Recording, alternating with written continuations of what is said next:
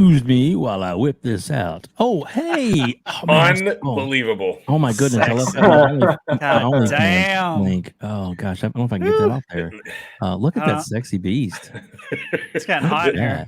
Listen, it wasn't my fault. All right. I told a million people. I was talking to Wilmy about it and talking to other people. And I'm like, listen, the other guy did it first. I had to do something, right? So I couldn't just idly sit by. But either way. I had to, man. I had to. No, I thought it was very brave of you, sir. Very brave of you. Very brave. Yeah. And I'm assuming your wife took those pictures, right? Yeah, she did. Yeah, and you know what? It doesn't even phase her anymore. Like she doesn't even look at it and say, "Oh my God, what are you doing?"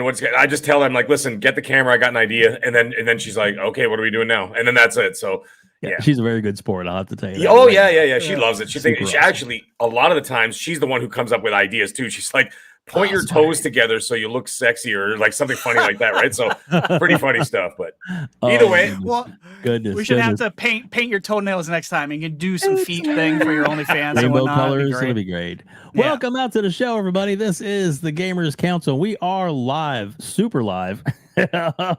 Oh my gosh, we're gonna have so much fun tonight. We have MAGG for an hour, and then we have the Wandering Dutch for the whole show. So we're definitely gonna hit up the MAGG pretty hard, just so you guys know. We're gonna go around, do some introductions and stuff, and then of course, RHETRI's got some questions. RHETRI, dude, thank you so much for joining me again. We got a first super chat. Let's go ahead and knock that one out real quick. Yes, our buddy Adidas 20 with the $10 super chat says, Pony Outrage. I love it.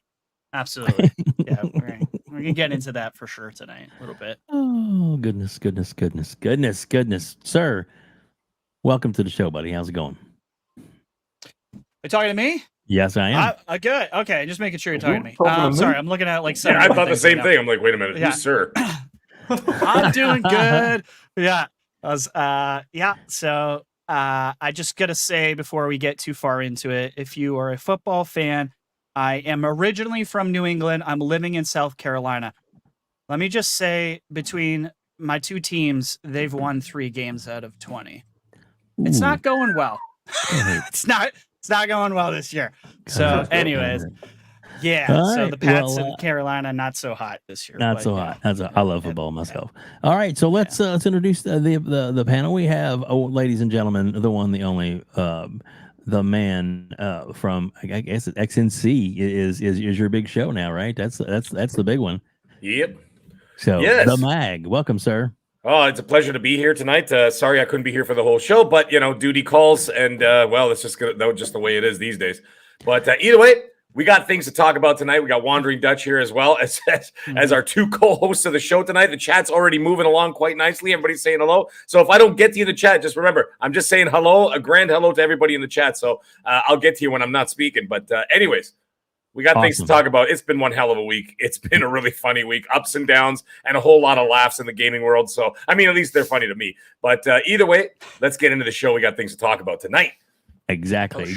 Awesome. And thank you for being here. And I tell you, the chemistry between you and Colt is off the chains. I love it. So I'm really glad that you guys are doing it together, because you guys do a great job. I got to tell you, there's one funny thing that Colt and I have been doing is that we do the show and whatever. And we just decided at one point, when you get so many people passing through a podcast or a channel or whatever, you're always going to have people that hate what you do or don't like what you do and whatever. And it was kind of getting to me, right? Because when you get into that grander scale, more eyeballs on your shows, whatever, all of a sudden you get more hate, right? And you get more love, but you also get more hate. Yep. And as a result, Colt and I basically just said, you know what? F it. Let's just have some fun and just be idiots and just do whatever. And you know what? We talk games, we do our things, we get serious sometimes, obviously. And then we have like David Jaffe kind of episodes, right? Right, where he shows up for an hour and completely demonetizes the entire channel for probably a week with the things he said. And anyways, but you know what? We have fun. We just go out there, we just do what we do, and then we make fun of people who are that hate us and whatever, and it actually gets funnier that way. So it's a lot of fun. So it is great, and there's more banter between two guys, right? So it's just two people. It almost it's like two guys just sitting around having a couple drinks together and just having a few laughs, right? So exactly. I love it, man. Yeah, I love it. Wandering Dutch, dude, thank you so much for being here tonight, man. It is great to have you back on. It has been a while as we were looking through the notes there, but I tell you and have got a lot of great shows that you do, and a lot of great things that that you work on, and dude, welcome to the show, man. Thank you so much for being here.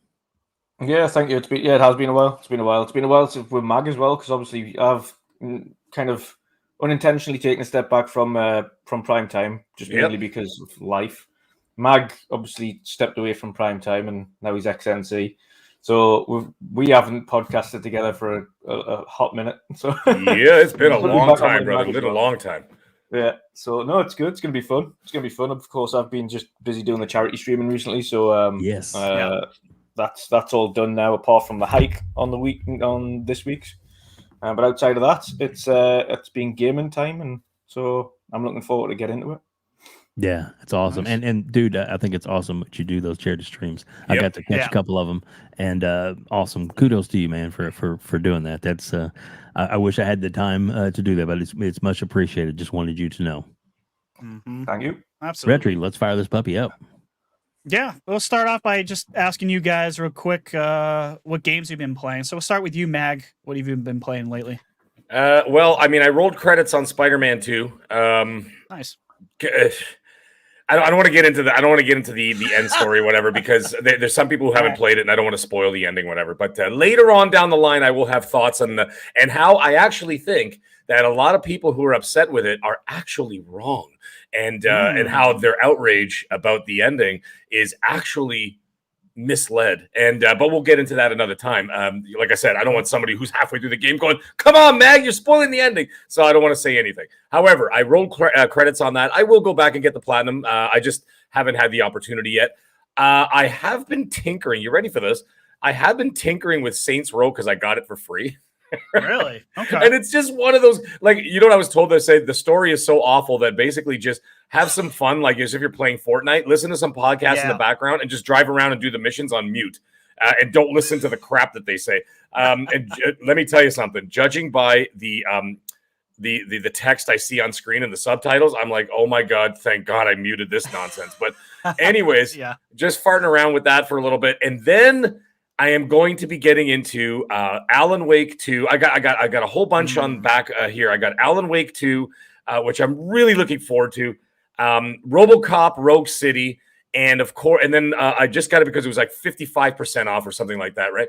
And you know what, Crispy Bomb? I mean, I normally sound like Mooch. Today, I don't sound like Mooch because I've been vacationing all week, and trust me, vacationing comes with a lot of drinking, a lot of partying, and a lot of lack of sleep. But anyhow. And then, RoboCop Rogue City, and then it was like 55% off or something for Black Friday, is Final Fantasy 16. And I just was like, you know what? I haven't played it. Let me give it a shot. 55% off. You can't go wrong. It's less than $50. So I was like, you know what? I'll go for that too. So I will be working on those 3 games after I'm finished messing around with those other ones. So, and that'll take me into the 2024. And then maybe we'll get into that remaster. Who knows? Yeah, we'll hopefully talk about that as well. Any TV shows or movies have you watched, MAGG, that interest you or anything? Yes. Or you just been gaming? No. I watched, which blew my mind.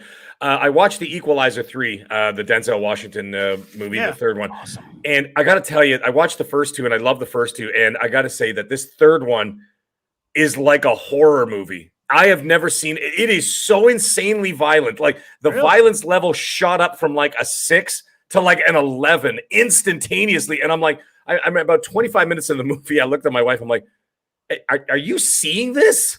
Right. And then she's like, I can't believe how violent this movie is. It's so brutally violent, like way more violent than the other one. Crispy, stop trolling me while I'm talking.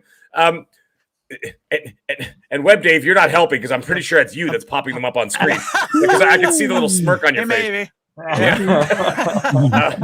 So I watched Equalizer 3. That was something else. And you know what? I'm not shy with gore. Okay, I've watched Terrifier 2. So if anybody can sit through a movie like that, you could sit through movies like Equalizer 3. But anyways, great time. I watched the new Mission Impossible. Excellent movie. Got to give it to Tom Cruise. The guy is the last Hollywood star left, man. He's the last Hollywood star we got. After he's gone, I don't know who's going to pick up the mantle. So it's something else. But anyways, that's all I watched there in that front. I tried watching The Fall of the House of Usher, and I just couldn't get past like episode 1. I couldn't do it. Like it. I'm not saying it's bad. It just wasn't doing it for me. I feel like I can't remember what episode it is, but maybe you need to just watch. I don't know how you would just watch this one, but let's just call it the acid episode. Should I just power through it? I think so. There's an episode that is like, what the fuck is happening? I think it's pretty good. I like Mike Flanagan. I like almost everything he's done. He's kind of like the horror master in my opinion right now. But that was his last one, wasn't it? That was I think his contract is done with Netflix. Is up. So, and he's done a ridiculous amount of shit with them, like 5 or 6 shows, I think. So actually, all the shows he's done, all the shows Mike Flanagan has done are great. I got to tell you though, my favorite was Midnight Mass. Midnight Mass is so good. Midnight Mass was. I'm not a huge fan of like super slow burn, television or a movie, whatever. Yeah. But this thing was captivating from the first episode all the way to the end, and I couldn't stop watching it. And it was just like, even the scenes, like, obviously I'm not going to get into spoilers in case anybody wants to go see it, but even the therapy scenes, where the two guys are staring, like they're just staring at each other, and you could just see the intensity between the two of them, the tension, and the tension. It's really good. And I'm like, holy shit, this show. It's just something else, man. The Fall of the House of Usher is nothing like Edgar Allan Poe. Yeah, it's not really. It's a different tale. It seems like it was going in a good direction, but I don't know, man. There's so much. I gotta say it. There are so many politics in that show that were woven into the writing that I just couldn't. No, you're not wrong about that. I'm like, can you just give it a rest? 2023 woke. It is a little bit woke, but if you push through it, I think it pays off if you don't like woke characters. Let's just say the thing is, I have an issue with, and actually this is an issue in Spider-Man 2, funny enough, and it's got nothing to do with Miles Morales before everybody loses their mind. It's actually just the writing itself. It's okay, to have certain things excuse me, I couldn't even speak there. It's okay to have certain characters in there. Who's important, who's not important. They OP'd Mary Jane Watson and this and that. And I'm like, okay, just relax. But it's not that. It's when you shove any form. I don't care left, right, this, what, up, down, whatever. I don't care. If you shove all that politics into writing where it's distracting, that's where it's laughable. Then you're like, oh my God, please stop. There's a point, I swear to God, I'm not kidding. This is in Spider-Man 2, by the way. There's a scene where Peter Parker and Harry Osborn are walking through one of the Oscorp facilities, right? And I literally burst out laughing that I went back, I played it for my wife, and she burst out laughing. She's like, there's ham-fisted, and then there's this. So it says, and our board of directors is very diverse, and then turns to Peter, hold on, you ready for this? And goes, which is important. Fuck off. I swear to God. Camera. All right, I haven't played it yet. I swear to God. I believe you. My wife and I could not stop laughing. And like I said, I don't care about politics, but when it's so like right in your face, it was so funny. It's like, real world isn't like this, guys. The real world, most people are just pretty normal. Nobody cares what you are and whatever else. It's just people. You know what I'm saying? But it was really funny. But anyhow, sorry, I didn't mean to get off topic. No, you're good. All right, Wondering Dutch, what have you been playing? And of course, we'll always add in the question, any movies or TV shows that have piqued your interest. But we'll start off with, what have you been playing lately? Yeah, so since I've been on here for a while, I may as well just rattle them all off. So I finished Starfield. Congratulations. Finished Jedi Survivor. Because a lot of things that I've just had on the backlog. Jedi Survivor I left just for a little bit when they were patching it up and stuff. So finished that off. I wasn't keen on the ending to that. I've mentioned this a couple of times now. I'm not keen on the ending. I thought it was a bit, as you mentioned, with a ham-fisted ending. I thought that was ham-fisted. I thought that was just like cutting things short. It was just getting good. Literally just getting good at the end. And then that was it, just ends. So I was a little bit miffed with the ending of Jedi Survivor, to be honest. Then I finished Jusant.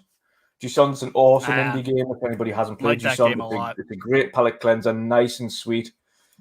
Great little story. It's all done in notes and things like that, and tiny little cutscenes. But it's only about 6-7 hours long at most. Really cool little chill game. Awesome music, nice little graphic style, and nice mechanics for the climbing and the grappling around and things. So that's cool. Cyberpunk Phantom Liberty I'm playing through at the moment as well. That's awesome, but I loved Cyberpunk anyway, so I knew it was going to be good. This is just like ramped it up a notch. So that's awesome. And as Mag just said, picked up Final Fantasy 16 in sale because it's on sale here as well. It was only like 38. Oh, beautiful! Yeah. So got that on sale. I've played. I would like to say maybe it's about 5-6 hours of it. Maybe it's a little bit longer now, and it's good. It is the opening hour is a lot of cutscene. you literally just sat down with the control for a bit and you're just like, okay, just watching, just let this thing roll. But after that opening, I would say opening an hour and a half or so, then it's a lot more hands-on. It's a lot like holdy-handy at the very beginning of it. But then afterwards it starts a lot of fighting, then it opens up a bit, then it opens up a bit, and it kind of gradually kind of gets you into the mechanics of the game, slowly but surely. And it's like, right, okay, this is how you craft, and this is how you make a weapon, and this is how you do this, and this is how you do this, and like you get X amount of weapons to craft this better weapon, and then so on and so forth. And then you've got bounties and things like that you can get into, which is good. So you can go on big hunts. So yeah, it's good. I'm actually enjoying it more than I thought I would be, which is a good start. And the story aspect of Final Fantasy 16 is definitely its strongest suit. The story is really cool. I'm liking the story so far. I'm liking how they've changed what the summons are. So in comparison to most Final Fantasy, summons are separate, but they're not. Without spoiling stories, the summons are part of people. So it works quite well that way. And there's like, you can't just have a summon. Like everyone's got a summon for themselves, and that's how you kind of get into it. But it's cool. I like the way they're doing it. I like the story so far. And surprisingly, which made me laugh quite a lot, the vast majority of the actors in here are talking from where I'm from. They're from the northeast of England. They're all Geordies, as we call them, or from Newcastle or from Northumberland. So they've all got my accent, which is really weird. That was really odd hearing come out with Geordie slang on Final Fantasy. I'm like, what is going on here? So all those accents you hear on there is from my part of the world, which is really just honestly baffled me. But it works, strangely enough. It was just really weird hearing it the first time, and then continuously hearing a Geordie Final Fantasy. Yeah. But yes, that's what I'm playing, and I haven't really been watching anything, to be honest. I just have one of them things where I just binge horror films and things like that recently, but nothing great or worth talking about. But one thing I'm looking forward to in January that a lot of people might be looking forward to is I've seen the trailer for Masters of the Air the other day, which is the new I know what that is. series. What is it? It's a new series by Tom Hanks and Steven Spielberg from the Band of Brothers. And yes. Oh, the Band of Brothers spiritual sequel or whatever, right? Yeah. It's about the Mighty Eighth. More. Yeah, it's about the Mighty Eighth B-17 bomber group. And oh my God, how did I not know this was coming out? It's got the guy who played Elvis in as the lead guy in that. The trailer for that series looks absolutely awesome. They look like they've ramped it up a notch. It looks like it's got a bit of everything. Shit. They've also got the guy, if any of you have seen the film Red Tails. Yes, that's the George Lucas one, right? Yeah, they had the pilot from Red Tails is also in this as well, and they've got a little segment in Masters of the Air with the Red Tails in there as well. So they've kind of brought the actor back from that film to come into the series, which is really a nice touch, to be honest. So yeah, it looks absolutely awesome. I'm glad you mentioned that, man. Band of Brothers to me is the best war piece I've ever seen. Better than any movie I've ever seen. There's nothing tops Band of Brothers in my opinion. So I completely forgot about this thing. So awesome. This would be like a third, wouldn't it? Wasn't it the Pacific one as well? Yep. So Pacific Pacific was the Pacific, second. and then Masters of the Air pretty is the good. third, and it's on Apple Is TV Plus. Right. So if anybody's got Apple TV Plus, Oh, is it? that's what Okay. it's on. Yeah. no. Oh, cool. By the way, there's one other movie coming out. If anybody's a fan of horror, as Dutch was just mentioning, binging horror movies. I had a few friends in the Hollywood side of things. They told me that, I mean, it's already out in theaters, so you can actually go see it. The movie Thanksgiving, the Eli Roth movie. Really? Apparently, the one that he actually just made a joke trailer for that Grindhouse movie 16 years ago. And it took him 16 years to get this movie off the ground because he's like, you know what? I'm actually going to make it as opposed to just have it as a joke. Apparently, it's quite good. And it's actually really, really gory with a lot of fun gore, not like, oh my God, this is dead serious. Like it's like gore with a ton of laughs because it's so absurd and ridiculous, but apparently it's really, really good. So if anybody's interested in that, Thanksgiving is out now. So I look forward to seeing that. I won't go see it in the theater, but I will check it out at home at some point. Yeah, absolutely. I mean, we're all horror guys here. Like every one of us is. I mean, we did a Halloween special. That's all we talked about for 2 hours. Yeah. Did you watch the Terrifier 3 trailer? I haven't. No, I see the trailer. Yeah, I haven't seen. Yeah. I saw that. Yeah, Red Band. That guy's a maniac, eh? The guy, not obviously not Art the Clown. I mean the director, right. Whatever his name is. That guy is a complete lunatic. But I love that he was a disciple of what the hell is his name? Tom Savini.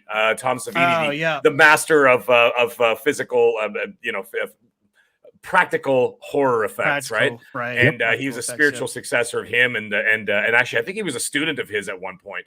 Nice. And in the school that he has, like his prosthetic, like he has that whatever, the practical effects school, college, and he was like a disciple of there, and then ended up doing this. And then you could see it. You could see it when you watch Terrifier 1 and 2 that the practical effects and the body gore and whatever else are just so utterly ridiculous that the only person who could pull something off like that would be Tom Savini, right? So apparently this Thanksgiving movie is right up that alley too, like a very exploitation 70s extreme gore fest, and it's supposed to be really good. So anyways, just to keep it on your radar, definitely folks. check it out. Yeah, why not? I'm down for, I like weird shit, so yeah, I embrace it. Yeah, that's right, Satanist. Sex machine. Sex machine from Dusk Till Dawn. Oh man, that was Tom Savini's credit. There you go. We're gonna start off talking about the Game Awards, kind of like in a general discussion, but I want to start off with just, I think, the Game of the Year nominees themselves, and I'm kind of curious to see if you guys would replace anything, if anything, out of these nominees is anything that you let me finish my sentence. You're like, yeah. Let me show this real quick. So yeah, I think we would all probably replace something with something, right? All right, so here we go. We got the nominees for Game of the Year. Alan Wake 2, Baldur's Gate 3, Marvel's Spider-Man 2, Resident Evil 4, Mario Super Brothers, Wonder, and The Legend of Zelda: Tears of the Kingdom. Not too shocking of a list, but I'll start with you, Mag. I was gonna say go with Dutch. Dutch is chomping over there. Let him go for Dutch it. is rare. Yeah, Dutch is. Yeah, he was just like, yeah. He's just like, yup. Is there anything on here that bothers you? Is there anything on here you would like to pluck out and replace with something that you think deserves a Game of the Year nomination? Yeah, absolutely. Resident Evil 4 Remake can get off there immediately. Not because it's a bad game by any stretch of the imagination, but because in the year where we've had some of the best IPs or brand new IPs released, some of the best games released this year, and one of the best years that we had in gaming in a long time, having a remake go into there that's already had its plaudits over 13 to 15 years ago, I think is just a little bit of a mick take, to be honest. I would, and again, this is just me, but I know a lot of people loved it as well, and the stats don't lie. It was the biggest selling game of the year, but I'd replace that with Hogwarts in a heartbeat. Hogwarts is only not there for political reasons, to be honest, and it's not because it's a bad game. I've seen a lot of people come, no, it's not a bad game. Speaking my language, man. Not a bad game in the slightest. There's a reason it sold so well. It wasn't just the IP. It was because everybody actually loved the game. It was a great game. It took everybody by surprise. It wasn't by a big developer. It was by Avalanche, but not the Avalanche. You know right, not the Avalanche. The other Avalanche. Yeah, a different Avalanche that made Disney games, like just tiny ones as well. And it was just a completely surpassed expectations. They had the flying down on point. They had the Fantastic Beast segment that I didn't even know was there before it launched, and all of a Yeah. sudden we've got this mad, huge Fantastic Beast segment where you can open up a massive vivariums and change them and add them and breed them and pet them, and Mhm. I was like, this is wild. And it was a nice little chill out area in the game, and then you've got Right. all of the spells you can learn. You've got a massive open world with different side quests and trials and things like that. And How'd the you story like the spell casting? Like, was that okay with you? Like the way they did it with the I thought the controller and spellcasting stuff? was awesome. I thought it was It was great. really awesome. It was really. Okay. It felt normal. It felt natural. It didn't feel like it was Yes. just ham-fisted. I thought it was really cool, and I really liked the story. And thankfully, I didn't get any of the spoilers. So when I got to the end, it was really good.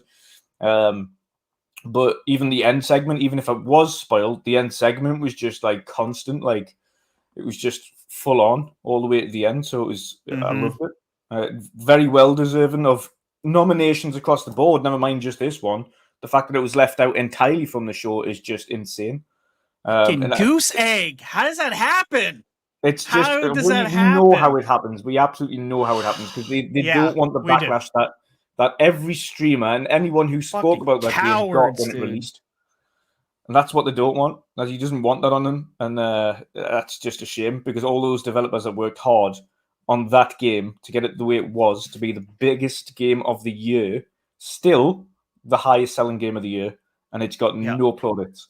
Insane. Can you imagine being Avalanche and be like, we made it, dude. Like, we did it. Like, holy crap. Like, nobody knew we existed. Now we made one of the best games of the entire year.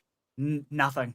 Zero recognition. What the fuck? And it's even gotten a That's Grammy so nomination odd. Yep. for the Exactly. music. Crazy, next dude. one I'd slice out is Mario Wonder. Oh my God. It's just another Mario game. It's a good Mario game, but it's just a Mario game. It's just another 2D platformer. Like it does Mario good, but it's just another Mario. Like there is nothing that is innovative or game of the year about Mario Wonder in comparison to all the other games that released this year. Like why is Final Fantasy 16 not on there? Yeah, good point. I actually thought it was. I had it on my list as I thought it was going to be. Like I've played Starfield, I finished Starfield. I'm in New Game Plus now. I've done the vast majority of the side quests. I've done some base building. I've done ship building galore. And I liked Starfield. Like I wouldn't personally put it in there, but I can understand why people would put it in there because it has done a hell of a lot more for gaming than Mario Wonder has. It's deserving more of Mario Wonder than I think, personally. But again, it's another one where I would potentially put Hogwarts in place of it. And if you're going to go down the remake segment and keep remakes in there, then I think Dead Space does more than Resident Evil 4. Oh my God. I love you, dude. I love you. Everything you're saying. Yeah. I know it's all opinion, but Jesus Christ, like, you picked the two games I would have plucked out, and you're putting everything in. I think should be there. Yeah, and I can understand. Like, again, I've got Tears of the Kingdom. I enjoyed the opening segment far more than I enjoyed Breath of the Wild.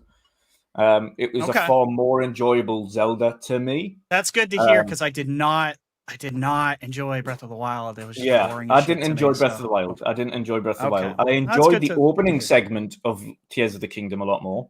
By opening segment, I mean like probably about 20 hours or so, maybe 25, 30 hours. Then after that, it starts to get a little bit more Breath of the Wild, where it's just like, go, shoot, have fun. Shoot, do your thing. And then there's no direction again. But that opening segment, much more enjoyable. So I can kind of see why that's in there. Spidey 2, it was obvious that we're going to shove that in there regardless. It was inevitable. Yeah, it was inevitable. Baldur's Gate, obviously deserving of it before Chapter 3. And Alan Wake, you can't say a bad thing about it because everyone that's played Alan Wake's loved it. Apart from the Jimquisition, who just, he's just on a rant about everybody these days. So him aside, I can understand Alan Wake, absolutely. Baldur's Gate, absolutely. Spider-Man, inevitable. Resident Evil 4, get rid of remakes out of the Game of the Year nominations and create a remake category or a remaster category. Mario, again, it's just another Mario game, so I personally wouldn't have it there. There's a lot more games in there that could have been in there. Diablo, why is Diablo not in there? Like the story, pre-season 1, if you're just talking about the story from Diablo 4 with Lilith and the Lilith and Arius. That story was awesome. Great and the narrative. cutscenes, why was it not there for like best art direction and what is going on? Even the soundtrack, like what? I don't get it. I don't get it. Yep. I love all your points. I know they're just opinions, but they are correct.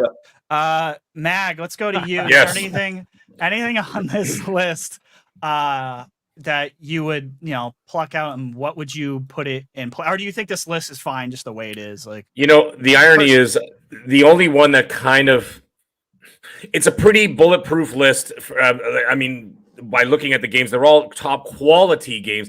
I'm trying to make a point of playing every single one of them before the Game Awards happens, or at least a little bit of it, at least enough that I could get, you know what I mean, like a basic idea of like how. A taste. Yeah. So I've played a little bit of Tears of the Kingdom, not a whole lot, maybe like 2 hours worth. So that's not enough, obviously, but I will get back into that. I bought Super Mario Brothers Wonder. My son is already halfway through the game, and I did some co-op with him and whatever else. I will get to that. No, Dutch is not wrong. It is a Mario game. It really is just a Mario game. Like, there's nothing leap years beyond. Like, there's some pretty cool elements to it. There's some almost borderline like Smash Bros. Sort of style to it when you got 4 players at once all bouncing around the screen. However, it could get pretty goddamn irritating when someone, if someone's pushing too far ahead and everybody else dies, and then they catch up and then they respawn and then everybody's jumping around. It's really irritating. I'd rather just play a single player 2D platforming experience, maybe a co-op at most, but not this 4-player nonsense.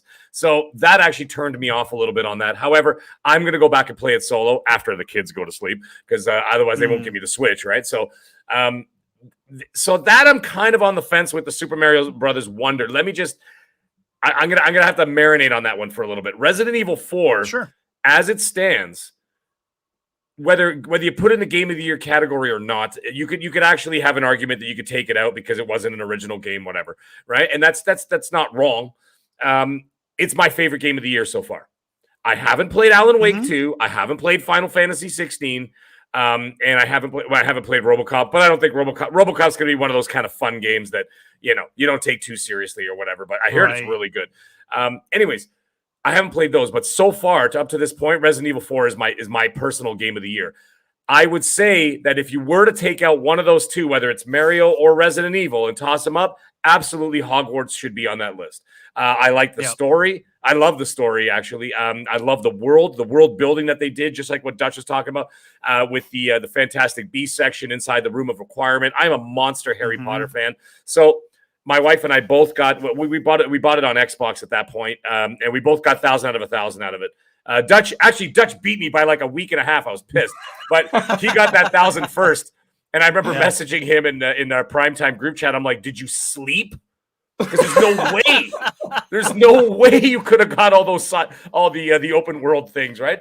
But he did, so he beat me. I got to say it. So, anyways, as a monster Harry Potter fan, this was not just a game. This was a labor of. I hate to use it because it's such an overused term, but it really was a labor of love. And it was a labor of love with the amount of detail that if you read the books, I've read the entire book series 4 times over. I've watched the movies hundreds of times combined. And I know every detail about Harry. I've been to the Wizarding World of Harry Potter, and I stood there in Diagon Alley and literally cried when I saw it because I was like, oh my God, I'm here, right? So it was something else.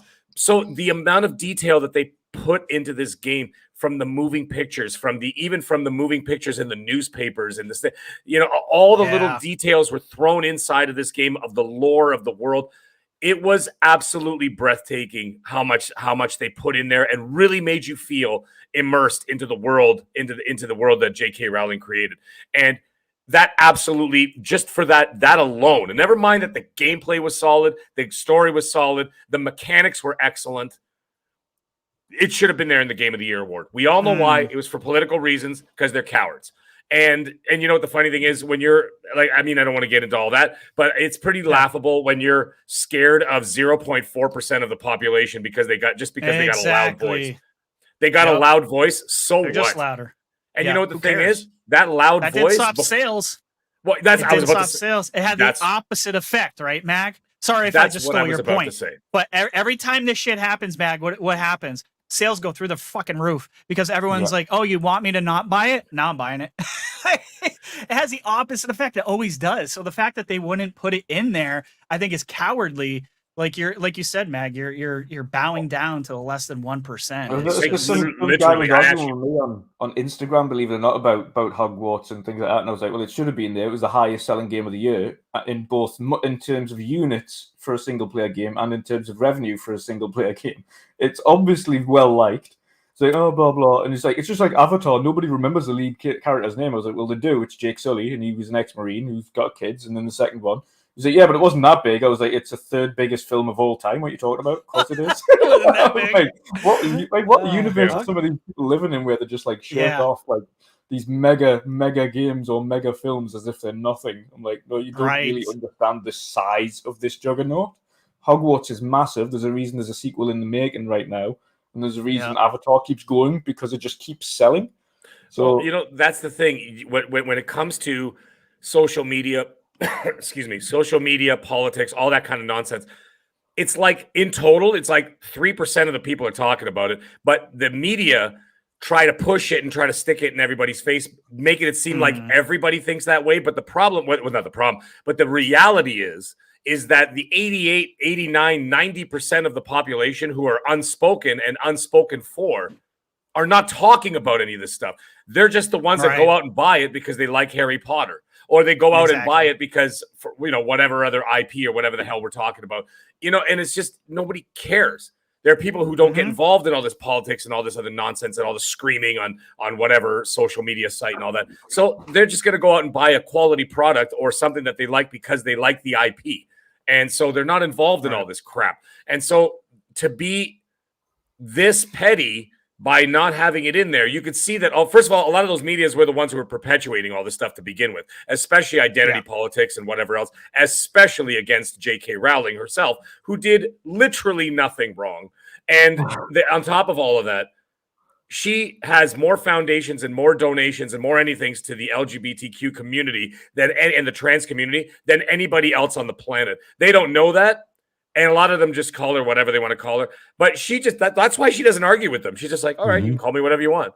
And whatever. And I mean, she also has fuck you money. So she really can be like, call me whatever you want. I don't really care. But anyways, the game being snubbed, that was the only one that was a problem. I'm going to slide on down the list here. Baldur's Gate. Haven't played it. I have no interest in that style of game. I cannot do the turn-based combat thing. Sure. I just can't do it. I'm just like, okay, that's fine, whatever. It's not for me. But I'm not going to deny that, from everybody I've spoken to, I'm not going to deny its brilliance. And I think it's a shoe-in for absolute game of the year. It's going to win. There's no question from what I understand from everybody else. Alan Wake 2, I can't wait to dig into it because that kind of game is right up my alley, and especially like survival horror, a little bit of mystery, all that kind of stuff, exploration. I'm in. So I can't wait to get my, dig my heels into that one. Spider-Man 2 I played. The game mechanics are excellent. The game itself is excellent. I just had issue with the in-your-face writing that was just so atrociously just Mary Jane's a hero too, man. Yeah, it was just so ham-fisted political. It was so obnoxious that I was just like, should I just play the rest of the game on mute like I did with what's it called, Saints Row? But as for the bugs, I know some people still talk about the bugs. The only bug, I'm telling you right now, and I'm not bullshitting anybody, the only bug I experienced, one, from start to the game to credits. That's it. I never experienced anything else. The game was working flawlessly for me, except for one funny part. I'm at Coney Island, and it's Peter Parker, Harry Osborn, and Mary Jane, and we're walking towards like the amusement park, right? They have a big Ferris wheel and all this kind of stuff. Anyway, there's a big staircase that goes down onto the boardwalk, right?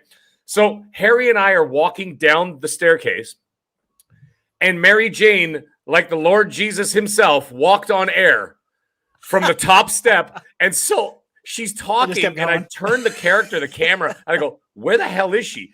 And I looked up, and she was 15 feet in the air still walking. So she was still like, so from the top step, she was just walking on air like this. And so for the rest of the scene, Harry and I are on the ground, and she was 15 feet in the air still walking and talking. It was really, really funny.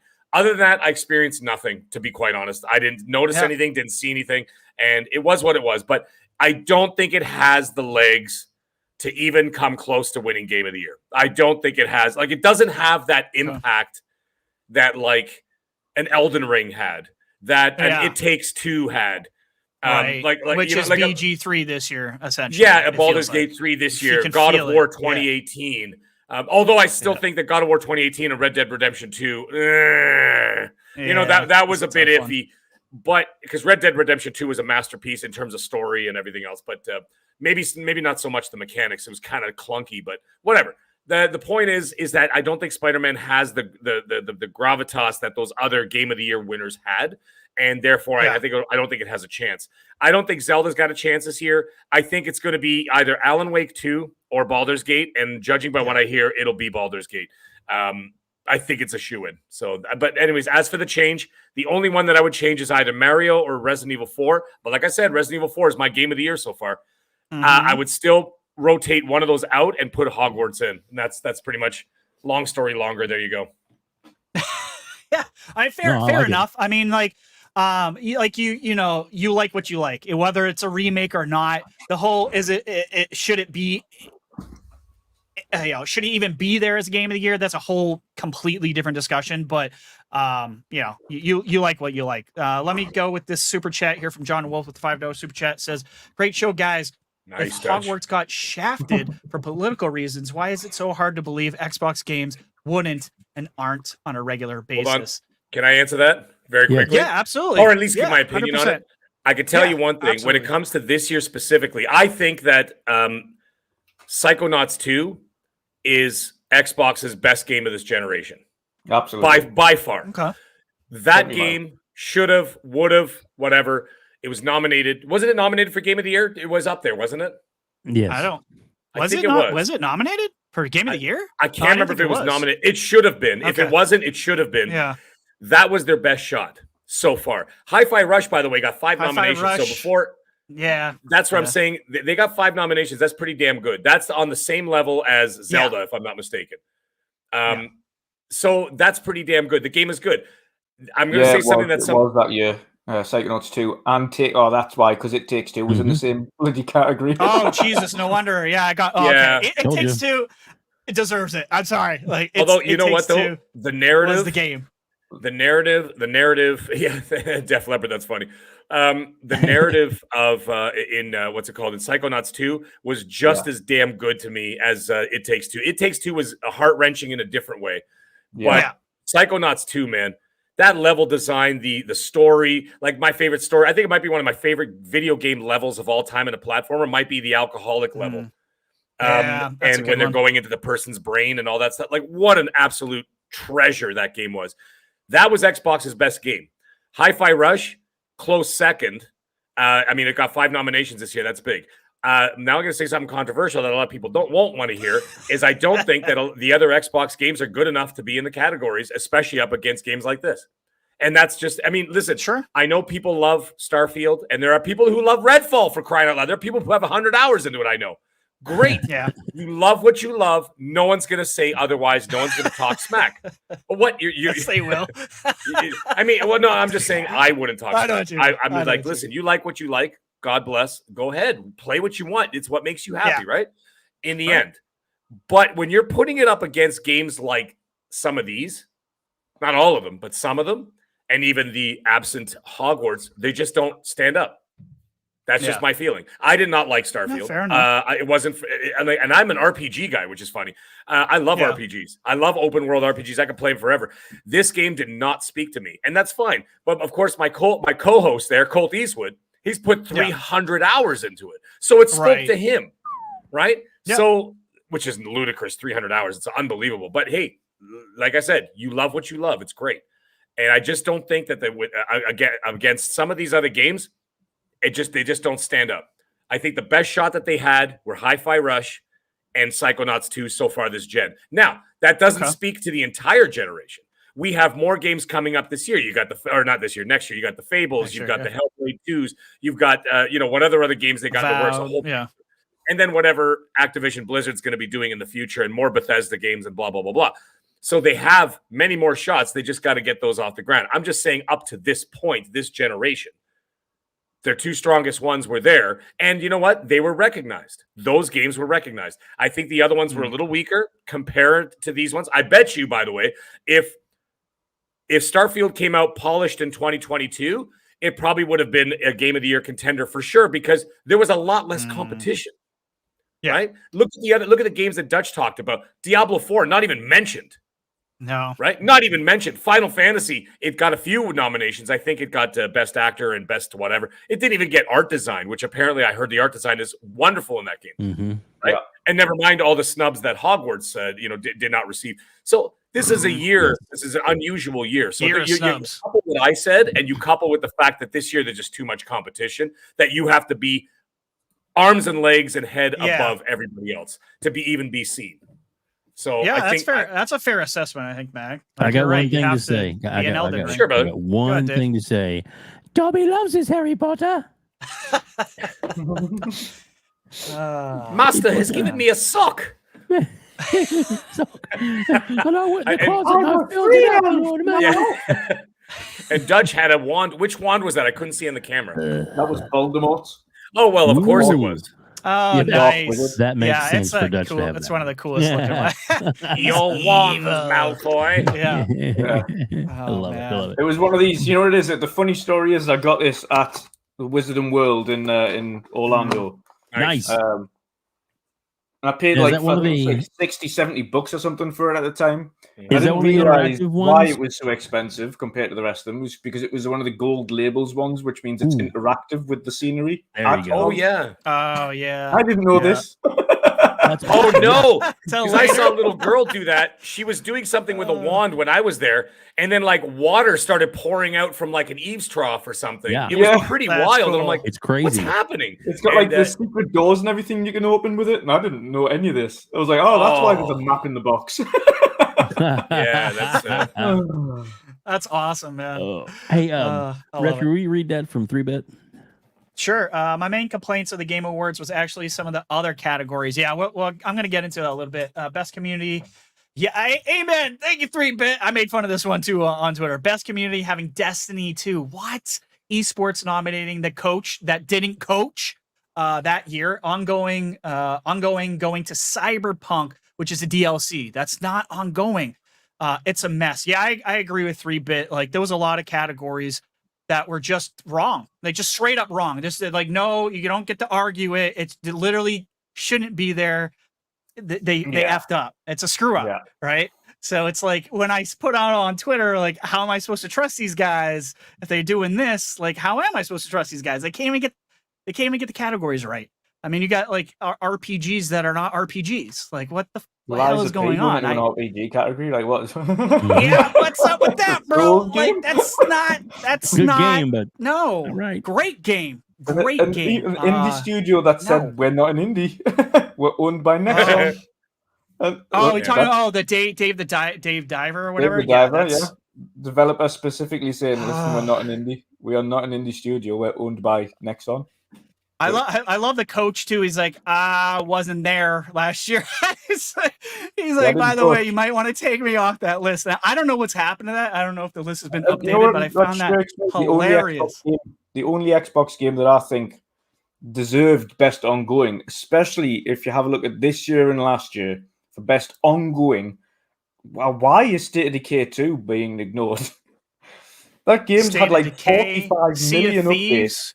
Halo, like what? Like all I can tell you what the Halo problem was. They were too slow out of the gate. Yeah, and that's why they're playing catch up now.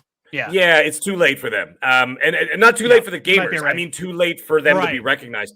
I think that because it was a year and a half of just blundering, and they're like, so 8 months later, they're like, here's a map, and I'm like, 8 months. You know what I mean? It's like I think that was the problem there, but. Sure. Sea of Thieves, with their not just updates. Like we're talking DLC like major updates and the DLC and of course everything else and big story updates. They've been doing a magnificent job of a live service game. Fortnite. Is Fortnite in there? Is Fortnite even for ongoing? I don't. Yeah. Was Fortnite in ongoing? Let me see. I don't think so. I don't like think Apex it was, Legends. That's Fortnite. I think it should. Personally, I would have put like Apex Legends, Fortnite, Sea of Thieves still, because Sea of Thieves, didn't they just release a new? It's Fortnite. Yes, they did. Okay, Fortnite is there. Okay, so I would have put Sea of Thieves in there. Like I said, Halo. They're doing the dice. Why is Cyberpunk in there? Cyberpunk is not an ongoing game. Doesn't for Christ's make any sake. It's sense, a fucking single player. How the fuck do you get? How do you get that wrong? 120 it's a single player game. They push that, like, come on, dude. How do you get it? How do you get it this wrong? That's what I would say. Like, primarily, my issue with the Game Awards is nothing to do with Xbox being snubbed or anything like that. It's just that none of the categories make sense. I would have taken Cyberpunk out and put Sea of Thieves in. Yeah. Genshin Impact, yes, that's so solid. That's solid. Final Fantasy 14 is going to win. There's no question. Fortnite, very close second, because look at what happened to Fortnite recently. Although it's too late now. But you see what happened when they released the original OG maps and stuff. Like they had like 4 million concurrent players overnight. Yeah. Like the resurgence is bananas. I can't see what the other one is because Silent Cypher's thing is blocking the. Is that it? Oh, is it not Apex? Sorry, I couldn't see it. Yeah. Apex. No, you're good. You're good. Okay, so Apex is there. So Apex, Fortnite, Final Fantasy, Genshin. I would have put Sea of Thieves in there. That's the only one I would have put in there. And Cyberpunk, which is a single player narrative. Cyberpunk just doesn't makes zero sense. It's a single player narrative game. How is that an ongoing game just because it had DLC? It's not. It's literally not. Like, that doesn't make any sense. Oh boy, they can't even get their own categories correct. Silent Cypher with a $2 super chat says, "Swear is Stray is game of the year." They got robbed. Oh, hey, Silent Cypher, that was a fun game. I liked it. Come on. I'm gonna play it. I haven't played it yet, but I know a lot of people swear by the kitty game. But yeah, I mean, I don't know. Is there anything else in here that gets you guys? I'll use the best adaptation. That's Sony. See, Halo got snubbed from that shit. one. Okay, I got to stand corrected here. Damien D says 44.6 million players in Fortnite, not 4. Excuse me. 44. Jeez. It went up another 44, or that's what he's saying. He's saying it's 44.6 million players. That is beyond. They're gonna win. Sorry, I mean that in Final Fantasy 14, which also is got a monster following.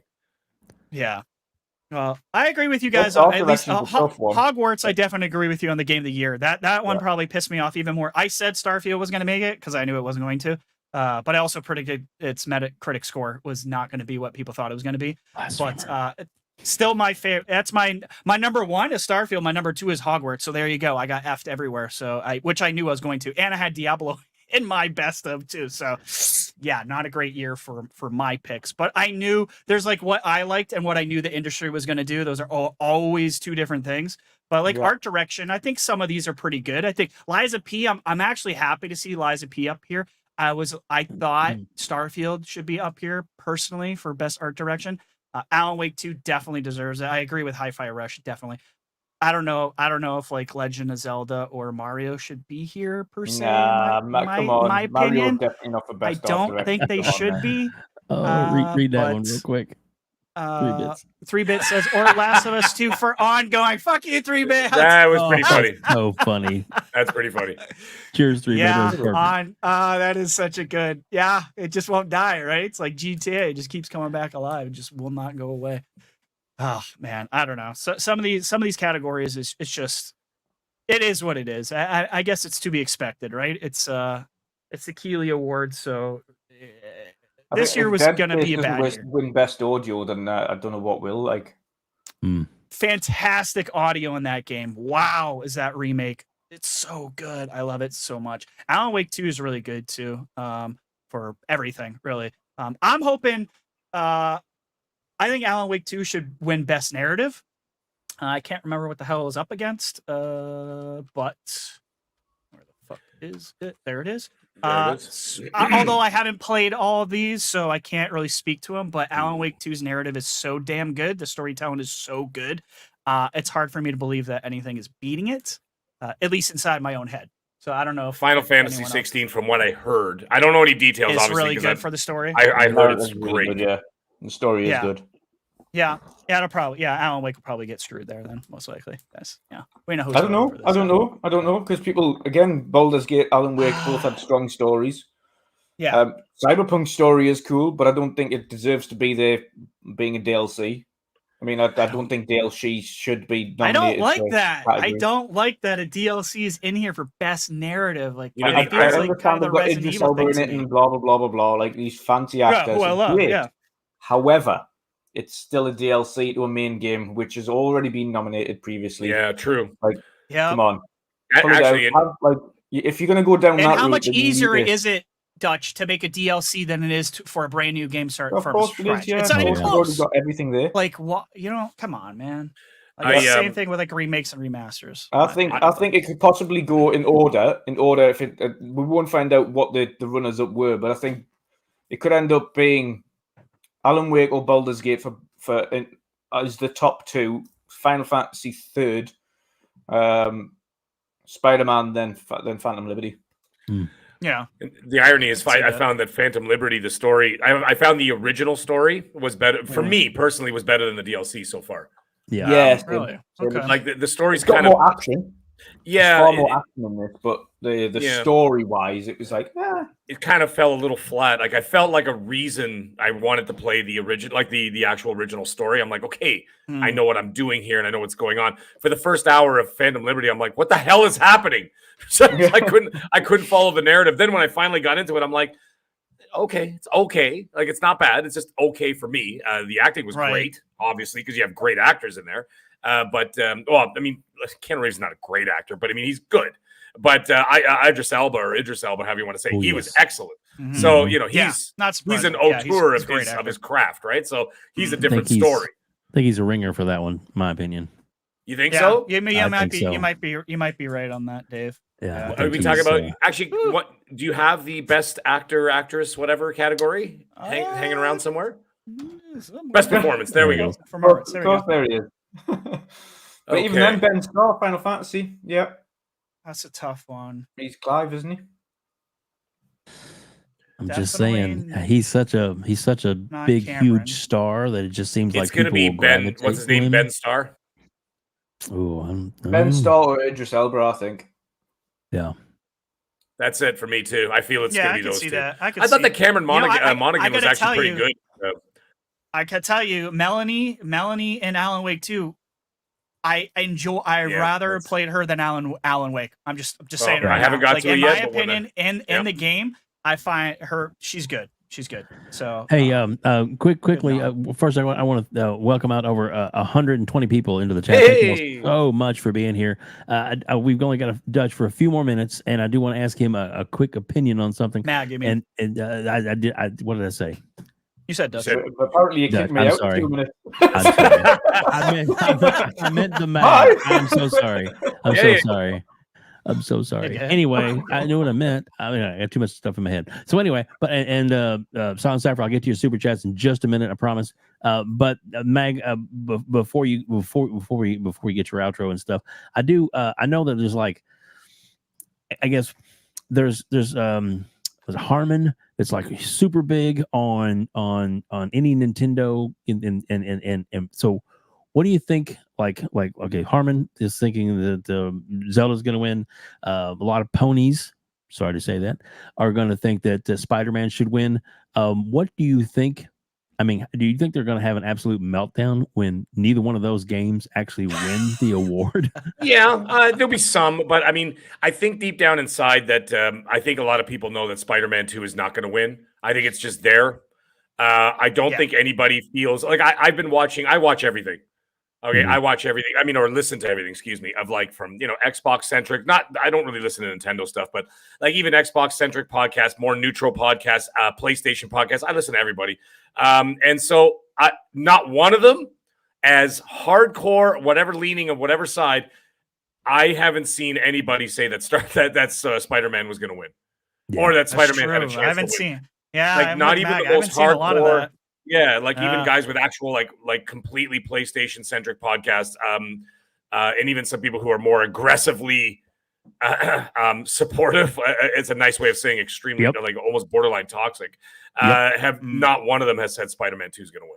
So I don't think there's going to be a meltdown on that side. The Nintendorks or whatever the hell you call them these days, they're going to lose their fucking minds I will tell you that right now. Yeah. They are worse They're than finally bronies. gonna get nasty, huh? Those. Oh, really? Okay. Dude, do you actually believe that?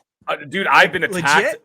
I've had people go after me because I just mess with people with Nintendo. I got 3 switches in the house, for Christ's sake. I got 2 of those the lights, and I got a plug-in OLED one. So we have switches all over the house. So we support Nintendo, but I like making fun of them because I know how mad they get.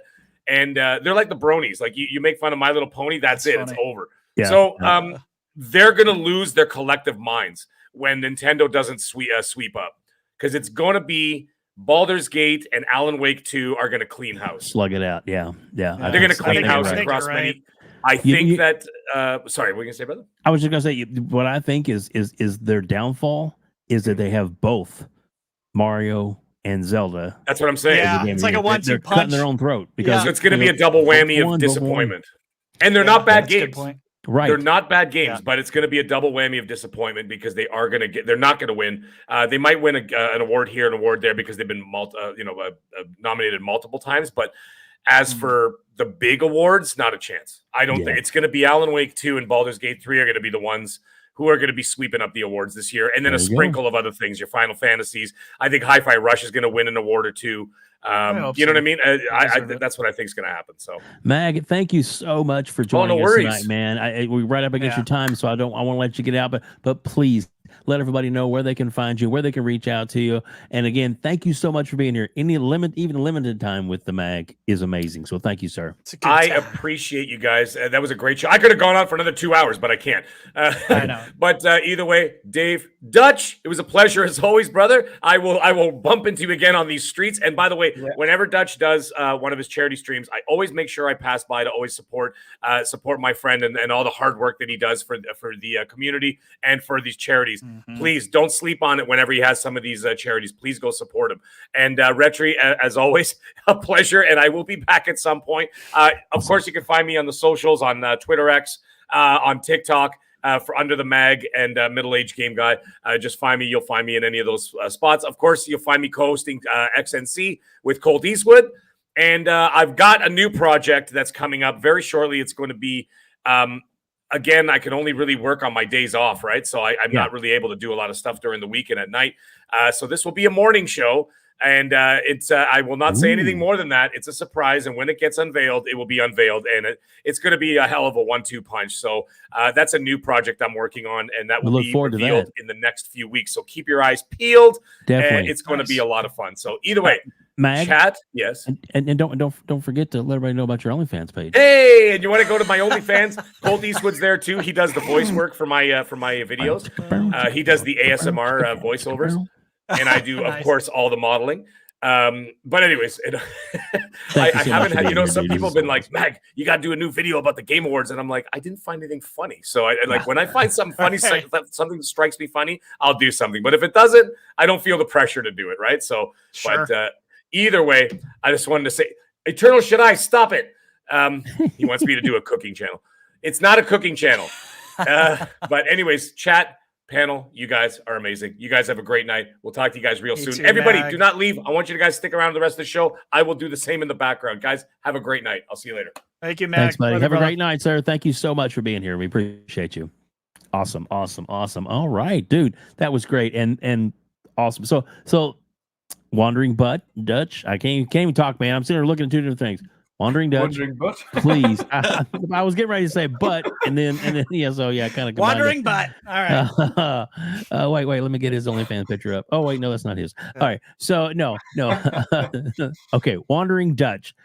Please. What do you think? Do you think there's going to be some crazy people losing their damn minds when the awards are finally? I mean, because there can only be one winner. There can be only one. Yeah, I think you know what it is. I think the vast majority of all communities expect Baldur's Gate to win the Game of the Year.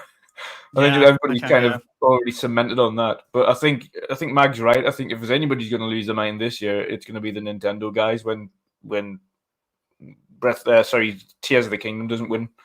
I honestly don't think that people should be expecting Mario to win that award. I don't think it should be there in the first place, but I certainly don't think people will be surprised if it doesn't. Like I say, it's a good Mario, but what does it do in comparison to everything else on that list? Like, how can you Right. possibly justify being beside everything on that list? You can't. It's a good Mario game. Mhm. Fantastic. Does it have best narrative? Absolutely not. It has no narrative. Right. There is Like, no narrative. Just what? get to the It's end. just a platformer. Like, God. Right. It's mad. I'd rather, to be fair, if we're going to go down like platformers or even games that are like differently styled, why is Hi-Fi Rush not in there? Right. You have to have Hi-Fi Rush in Yeah. there over Mario every day of the week. It Amen. did Yep. so much more narratively, design, music, the way the stage bounced around to the music to make sure that you remembered you were in beat. It's like the entire stage was moving for the beat so you could keep sync. Like everything about that game deserves to be at least given a shout at the full title. Never mind like best in like whatever it got, best art design or something, or wasn't even best indie because it can't be. So it's mad. But I think the Nintendo guys will be the ones losing their minds. I think everybody else is pretty settled on Baldur's Gate winning this year. Yeah, I There think you go. I think you're right on that. Silent Cipher says with the $5 super chat, laugh now, RHETRI. But dude, I know I thought about this today. But Last of Us 2 remaster hits in January, meaning it will be eligible for 2024 Game of the Year Best and ongoing. Achilles. Just let that sink in. Yeah, shout out to 3-Bit with the great slander of best ongoing. Yeah, you can't kill this game. It's we'll talk about that a little bit as well. Silent Cipher with $2 super chat says, I don't like that DLC is the game of the year noms. BO, yeah, Breath of the Wild 1.5. Yep. Okay, fair enough. I mean, I haven't played those games, so I don't know. Agreed. I don't care for them. Like I didn't like the first one like Dutch, but Dutch did say he liked the second Tears of the Kingdom better, at least the first 20 hours. So Yeah. I don't know. We'll see. We'll see what happens when I get a Switch too, because I sold my Switch like an idiot years ago. So yeah, Well, not maybe really, because mistakes. mine only like turns on for like when the new Pokemon comes on and turn it back off again when it's done. Right. Like Pokemon, woohoo, I hammer that for I'm like not 70 gonna lie, hours. I And got then it. it's done. I got it for Mario Kart, just like everyone else did on the Yeah. planet. So whatever. It is what it is. But yeah, so that's Game of the Year nominations and other nominations, and just it kind of feels like the Keeleys or whatever you want to call them, the VGAs are a little bit of a mess when they can't even get the categories right. I agree with Dutch. Like, yeah, I mean, I saw Starfield getting, whatever you want to call it, snub screwed or whatever. I saw that coming. Hogwarts pissed me off, but I called that too. I actually said in response to Keeley, Starfield and Hogwarts before any of this crap came out, we're gonna get screwed. And man, I didn't think Hogwarts was gonna get nothing though. Goose egg. I didn't see that coming. But yeah, it is what it is. I mean, the reason I can say it's political, if it was snubbed from like Game of the Year, but it was in other things, then I'd be like, okay. Right. But the fact that it was just ignored entirely, I'm like, nah. Now, did these critics play this game? Like, this is the game that they praised and had to put a disclaimer underneath because they were like, oh, I'm so scared of the fact that we have to praise this game because it's that good. But unfortunately, we're going to get attacked. So, it just doesn't. The only thing that I think is absolutely politically motivated from exclusion is Hogwarts. Like, I don't believe the whole Xbox thing. I think, unfortunately, like Mag was saying, this year, Xbox had a lot of good to great games, but the competition was so high, that you just had to do something like out of this world to be in there. Everyone had to be an Elden Ring this year. And I love Starfield. Like I say, I'm into New Game Plus, but I've got to the point now where I'm just like taking a break. I've done as much as I can do without getting bored or forcing myself to play it. And I felt I was getting to the point now where I was forcing myself to play more Starfield. And I was like, no, there's other things I need to be playing now. I've finished the story. I've done all of the important side quests. So I'm just taking a backseat on Starfield. It's still installed. I'll still jump into it every now and again, but it didn't. I was saying to Boxy as well, Boxenberger, it didn't have the same impact to me as a Skyrim did. When I'm thinking about to how like I just hammered Skyrim and like the world and the different things and the mystique about it, and it just didn't have the same impact. That's Sure, like, I can see that. So it was good. Don't get us wrong, good or great game. A lot of people have that in the Game of the Year nominations themselves as personal, and I absolutely understand it because everybody's got their own opinions and choices. But when you look at it from an absolute neutral point of view, which is why I've singled out Res Evil 4 and Mario, when you look at it from a neutral point of view as to what games did this year for the community, and you could even say as far as Spidey 2, Spidey 2 was a good game, but did it do a lot of better than a lot of the big nominations this year? No, which is also why I think Spidey doesn't have a chance this year. I think he just got nominated for the crack. To be honest, I don't think it was actually anywhere near as good as some of the best in the industry this year. I think the industry was absolutely on fire.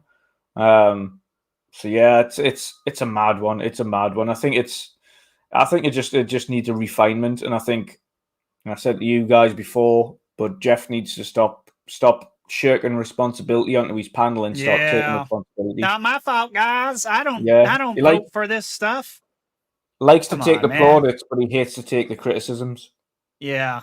You gotta take the ebb and flow. Just like Mag was saying earlier, the more popular he got when he got on that big podcast, it came with a bunch of hate. Yep, that's what always happens, right?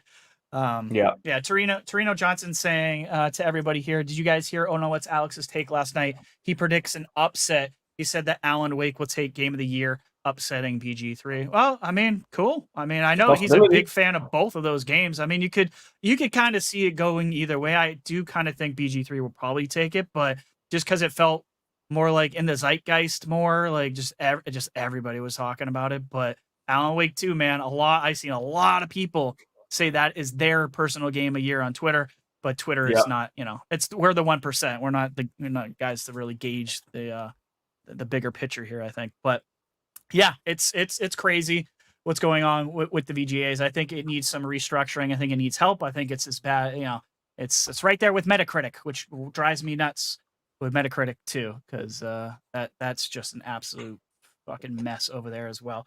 I think half the problem is like the 120 critics that were involved. IGN's got like a section in every country in the world that happens to have a publication. Right. So IGN Brazil, France, Germany, England, the USA, you name it, they have an IGN branch, and they've got critics from every one of them that's part of this panel. So you're talking about 30 odd critics, 40 critics, maybe that belong to like GameSpot, IGN. Yeah. What's the point? Refine it. You don't need 120. Why would you need 120 critics to vote on what the goes in these characters? You really don't, and you don't need that many from one publication. IGN should be allowed one person from IGN as a company. Yeah, as a company.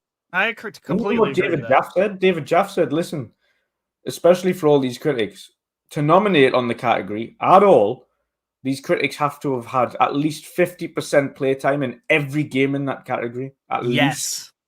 Yep. That's what I mean. We're sitting here. I'm saying, like, I don't feel like I could speak on XYZ because I haven't played the game, but these guys are. They're fucking doing it, and they're giving away awards for it. How is that? No, bro. Like, that's not right. I love that you brought that up, Dutch. I forgot about that. Jaffe has a great point. You should not be saying anything unless you've put in time to said games when it comes to awards. It's ridiculous. It's the only industry where that happens. Like, that's why I was laughing at the esports thing, because I'm like, you can tell these guys haven't watched a drop of esports this year if they're nominating a coach that didn't coach. I know. Like these guys, the coaches, like if at any of these events, the coaches are literally standing behind them or beside them at every event. And as soon as they go to a quick break between rounds, the coaches, they're like, so if they watched any of that team's esports rounds at all this year, they would have noticed that he wasn't there. If he wasn't there, then you would think, with all the broadcasts that are happening for esports. Silent Cypher with the $5 super chat says, that's not an upset if Alan Wake 2 takes it. Not everyone is into D&D style games like BG3. Yeah, I think a lot of PlayStation guys found that out when they bought it, and they're like, oh, it's like this. Alan Wake is more approachable to everyone than BG3. Yeah, fair enough. That's a good point too. I definitely agree with it's more approachable, but we'll see. Like, what we see on Twitter does not necessarily reflect the bigger picture. It's a lot of times it's very different. So you could be onto something there, Silent, 100%. But all right, let's move on to the next subject, and that is an analysis from the firm Newzoo. Newzoo recently released a detailed report into the games industry for the first half of 2023, revealing a familiar top 10 lineup. Newzoo projects that the games industry will generate X amount of money. Basically, the point I wanted to bring this up is Newzoo found that if the ABK deal had been done sooner, the first half of 2023, I know this is like all weird what ifs bullcrap, but it would have actually put Microsoft / Activision / Blizzard / everybody in second place after Tencent, surpassing Apple, surpassing Sony. So I thought that was kind of interesting that this was brought up and that they would even bother doing something like this. Dutch, what do you think about people? Possibly, we were talking about earlier about people losing their minds about Microsoft stepping into second place. This is revenue based. Obviously, this is not sales for the console. We know PlayStation's kicking Xboxes, but we know why that is, because PC's taking over a lot. Mobile, they're going mobile, and they don't have to. Xbox just doesn't have to sell units really anymore to make revenue. Clearly, what do you think about this? This happening in the merge of ABK and Xbox going from third place to second place. Is this something that you saw coming? It's quite funny. I think, as we know, especially specifically on Twitter, because outside of it, nobody cares. Yeah. But specifically on Twitter, the narrative will absolutely change. But they bought that. They bought second place. They bought X, Y, and Z. Of course, the extremes are going to lose their minds over it. But they can't. There's one thing they can't use anymore, and that's statistics on revenue generated. Because, like, if you have a look at mobile, they've got King, which is one of the largest mobile in terms of revenue generating in the world. So that's going to generate bucket loads. Then they've got Activision with Call of Duty, and is hate it or love it or hate it, because of course people are loving and hating Modern Warfare 3. They hate it because it's effectively DLC, which it is. The achievements kind of prove that. It's lumped in with Modern Warfare 2's achievements, so that shows that it was just DLC. And best ongoing game. Yeah, best ongoing game.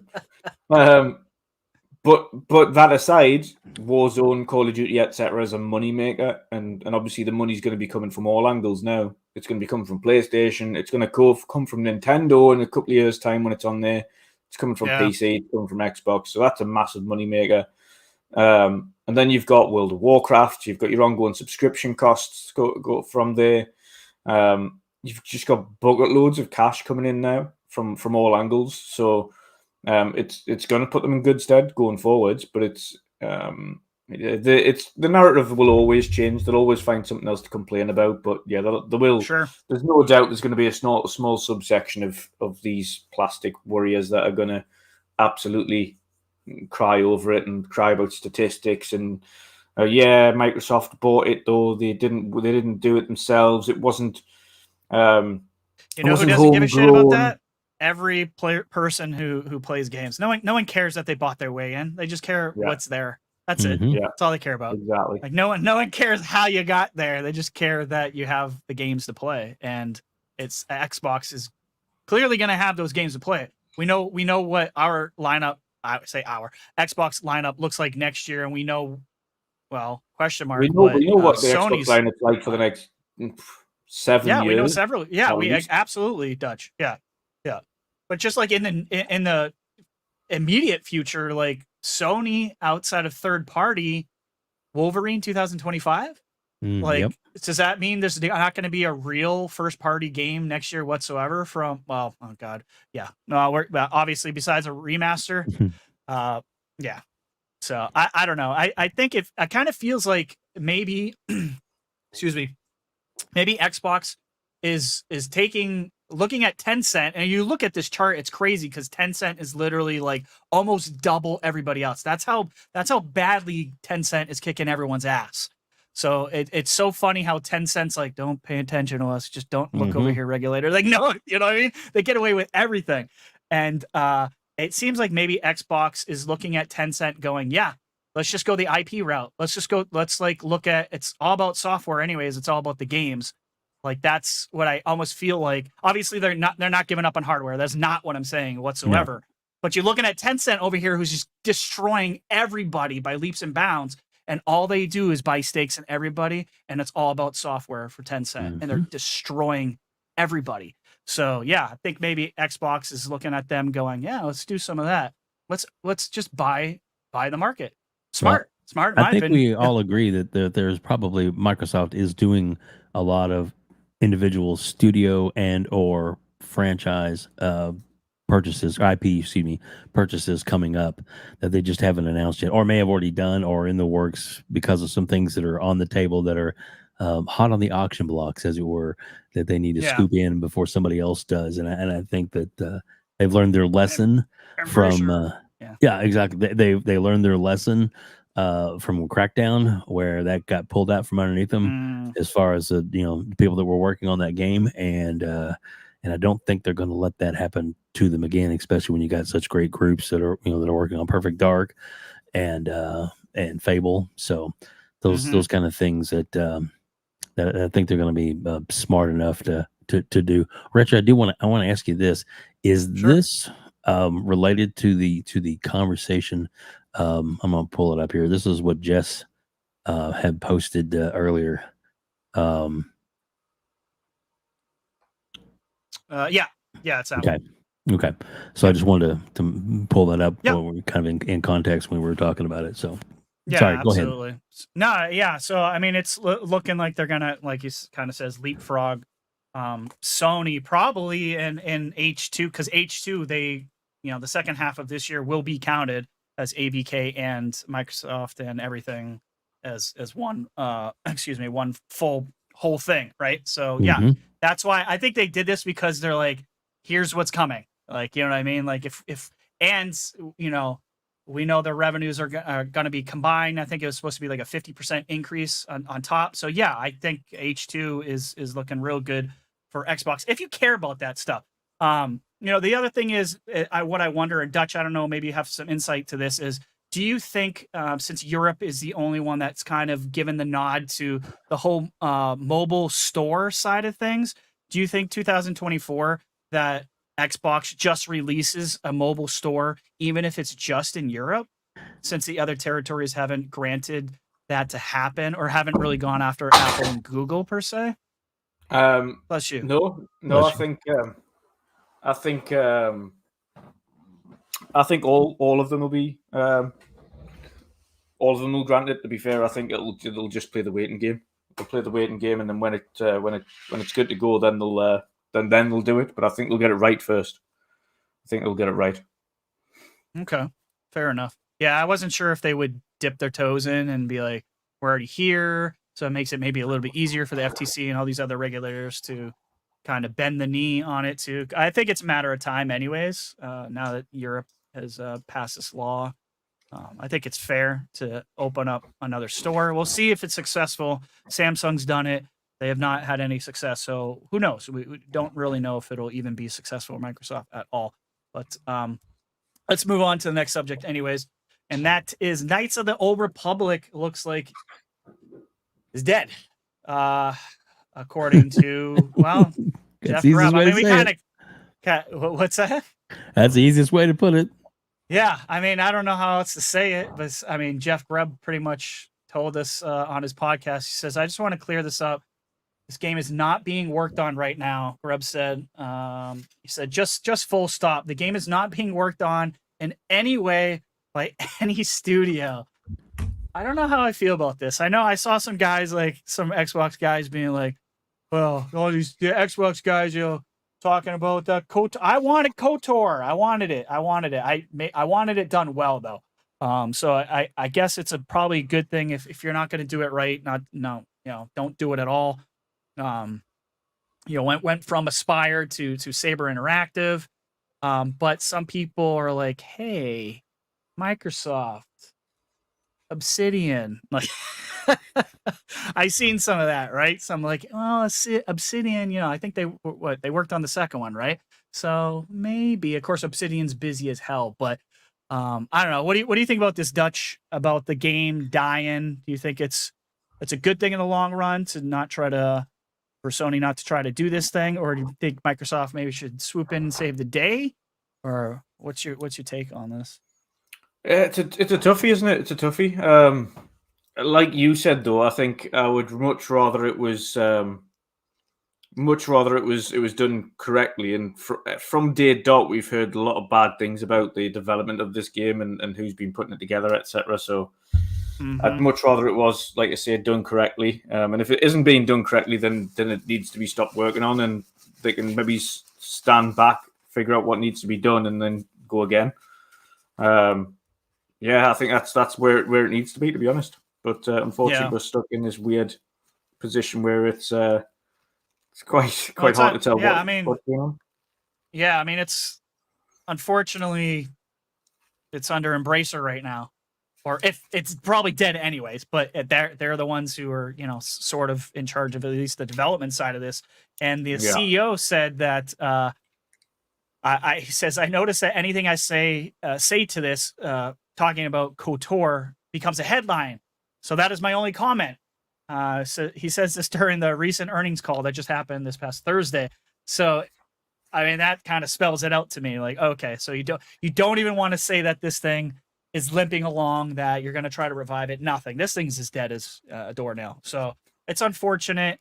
I wanted to see KOTOR come back, but I wanted it to come back like in a good way and a shining light. And maybe sometime in the future, Obsidian can get a hold of the KOTOR IP, and maybe they can do it, and they'll do it justice like they did the second one, anyways. But yeah, you got anything to say on this, Dave? Like, do you care about KOTOR? I'm guessing you were a fan of that as well. Oh yeah, I love the game, and when you saw the trailer that was released, it really got everybody fired up. Of course, there was teaser viz type thing to try to create interest in it and maybe build a dev team for it. And then apparently when the people from Lucas looked over what was being done, they were like, nope. Not the direction we were wanting it to go. And so they made them either stop or put it on the back burner. There was something that they didn't like. Something happened. Yeah. Exactly. So and I of course, not that anybody would care, but like when we found that it's definitely dead, I retweeted to Phil, and it's like, Phil, it's time to bring it home. Swoop in and see what you can do buddy, to help out. And who knows, they may or they may not, or they may not be able to. But you just right now, you just never know. And Microsoft, to be honest, I don't say this in a bad way, but Microsoft has more money than sense right now, and I'm just hoping that they use that money, to bring things back to the promised land. I mean, I think they're on the right track. I really do believe that we're going to get some big surprises come the award show. I think that they're going to. I think that, and especially in the next year as things start developing, I think it's going to be a big year, even bigger than this year for Microsoft when it comes to gaming. Ooh. I just really believe that they are set up to win big, and they're still not done buying publishers. They're not done buying anybody. It's amazing. Mm-hmm. Hello, welcome, Dirt Griggedy. And let's get his super chat up there. Sure. It's always good to see Dirt. Like Sotness says, what are Embracer embracing? Bankruptcy, apparently. I don't mean to make fun of, like, I don't want Embracer to go anywhere, but they clearly bit off more than they can chew, and unfortunately they're paying for it right now.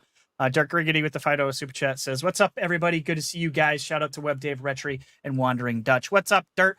Love you, brother. Dirt. Love his takes. He's one of my favorite guys to watch. He TTS, talk that shit. Exactly. And they just got some new merchandise in their store, dude. And it's good. I got mine on the way, shirt with him and Shaun, and it for TTS. It is badass. I highly recommend people go check it out. We also got a new member too. Oh, nice. K Wars KJ Wars 85 just became the latest YouTube member. Thank you, brother. Appreciate the support, man. It means a lot to me. Yeah, and Dave. exactly. Absolutely. And with that, you get access to all these wonderful emotes I just put in the chat. And the big, and it's only $1 a month. Do as long as you can. We greatly appreciate it. And the nice thing about it too is we changed one of the things about our membership is that when we do a member only stream, it's no longer member only. What it is now is it's supported by our members. So we do a bonus show once a month, usually on a Saturday, when we try and get in guests that are unavailable or not able to get in on a Sunday show. That way we have a good diverse group of people. And last month we did the horror show, which was awesome. And I think we're going to have probably something coming up in December. So looking forward to that as well. Just wanted to throw that out. RHETRI, back to you. Yeah, absolutely. I like Ray Oid was saying Obsidian is the studios to give it to, but we won't see it for a while. Yeah, definitely not. It'd be if it were to happen, it would be a hot minute. Obsidian is busy right now with all kinds of games that they're doing. So, and I want Avowed to kick ass. I'm excited for Avowed. I didn't think the visuals were as bad as everyone thought they were, but hey, that's just me. What's up, Sour Below? What's going on, brother? So next thing I wanted to talk about real quick was Killer Instinct is having their 10th anniversary stream this Wednesday, actually, November 22nd at 1 p.m. Pacific time. So it looks like there's going to be a free update for Killer Instinct, which is crazy. So that'll be coming soon to Xbox. We don't know. Who knows? Maybe it'll actually be dropped that day. I don't know. But Combo Breaker. I'm more curious, like Dutch or anybody. He stepped away for a minute, so he did. He stepped away. Okay. Yep. Well, I'll go to you, Dave. Obviously. Yep.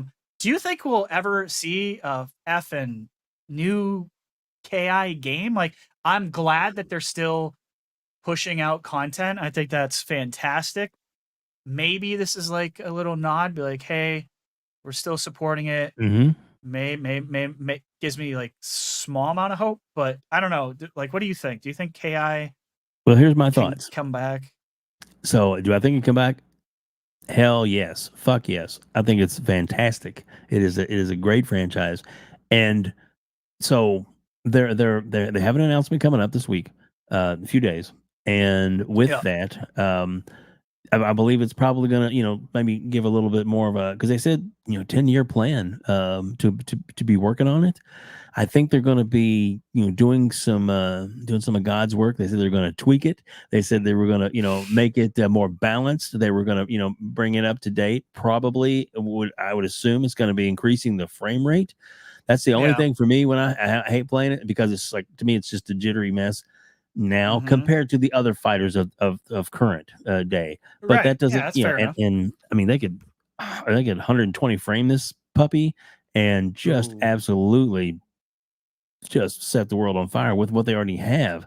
What I believe they're going to do is test the waters, get everything going good, get everything working really good, get everything in shape to where it's and it's included in Game Pass, and get everybody fired up about it. And then maybe a few years of behind the scenes work, have the next level of Killer Instinct 3, or whatever you want to call it, and bring in some amazing, because they have all of this, not just a Battletoad they can bring in, but they can bring in from all of these other franchises. They can bring in from freaking Call of Duty. True.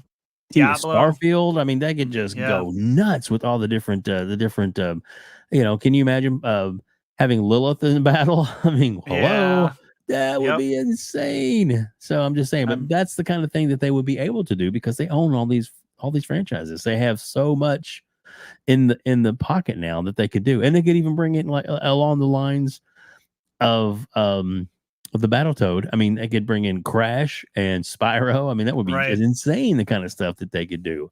Or I mean, I don't know that they will, but the possibilities now are really in their court. And I think if they, if they do that, they can really make a big, huge mega fighter. I loved Killer Instinct, loved it in the arcades. I was a big, huge fan once I found out the secret move to Orchid, where she flashed and like every character's eyes bugged out and they passed out and she instantly won.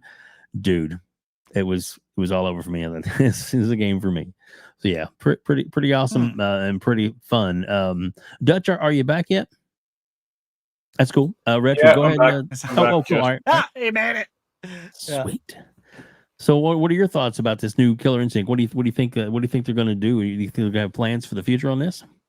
Oh yeah, they've definitely got plans for the future. I was one of the few at the start where and I can undo this now. I was one of the few at the start with that bought the full Killer Instinct game when it launched on Xbox One with all of the old arcade Killer Instincts and all the DLC and things like that. So I've had it since it originally launched, and I play it from time to time. I love the game, but it's like out of all of the fighters, it's the easiest one to pick up and play. It's the most accessible fighter up until Street Fighter 6 this year, which brought in a whole bunch of accessibility for people to be able to jump in and fight with those that fight manual.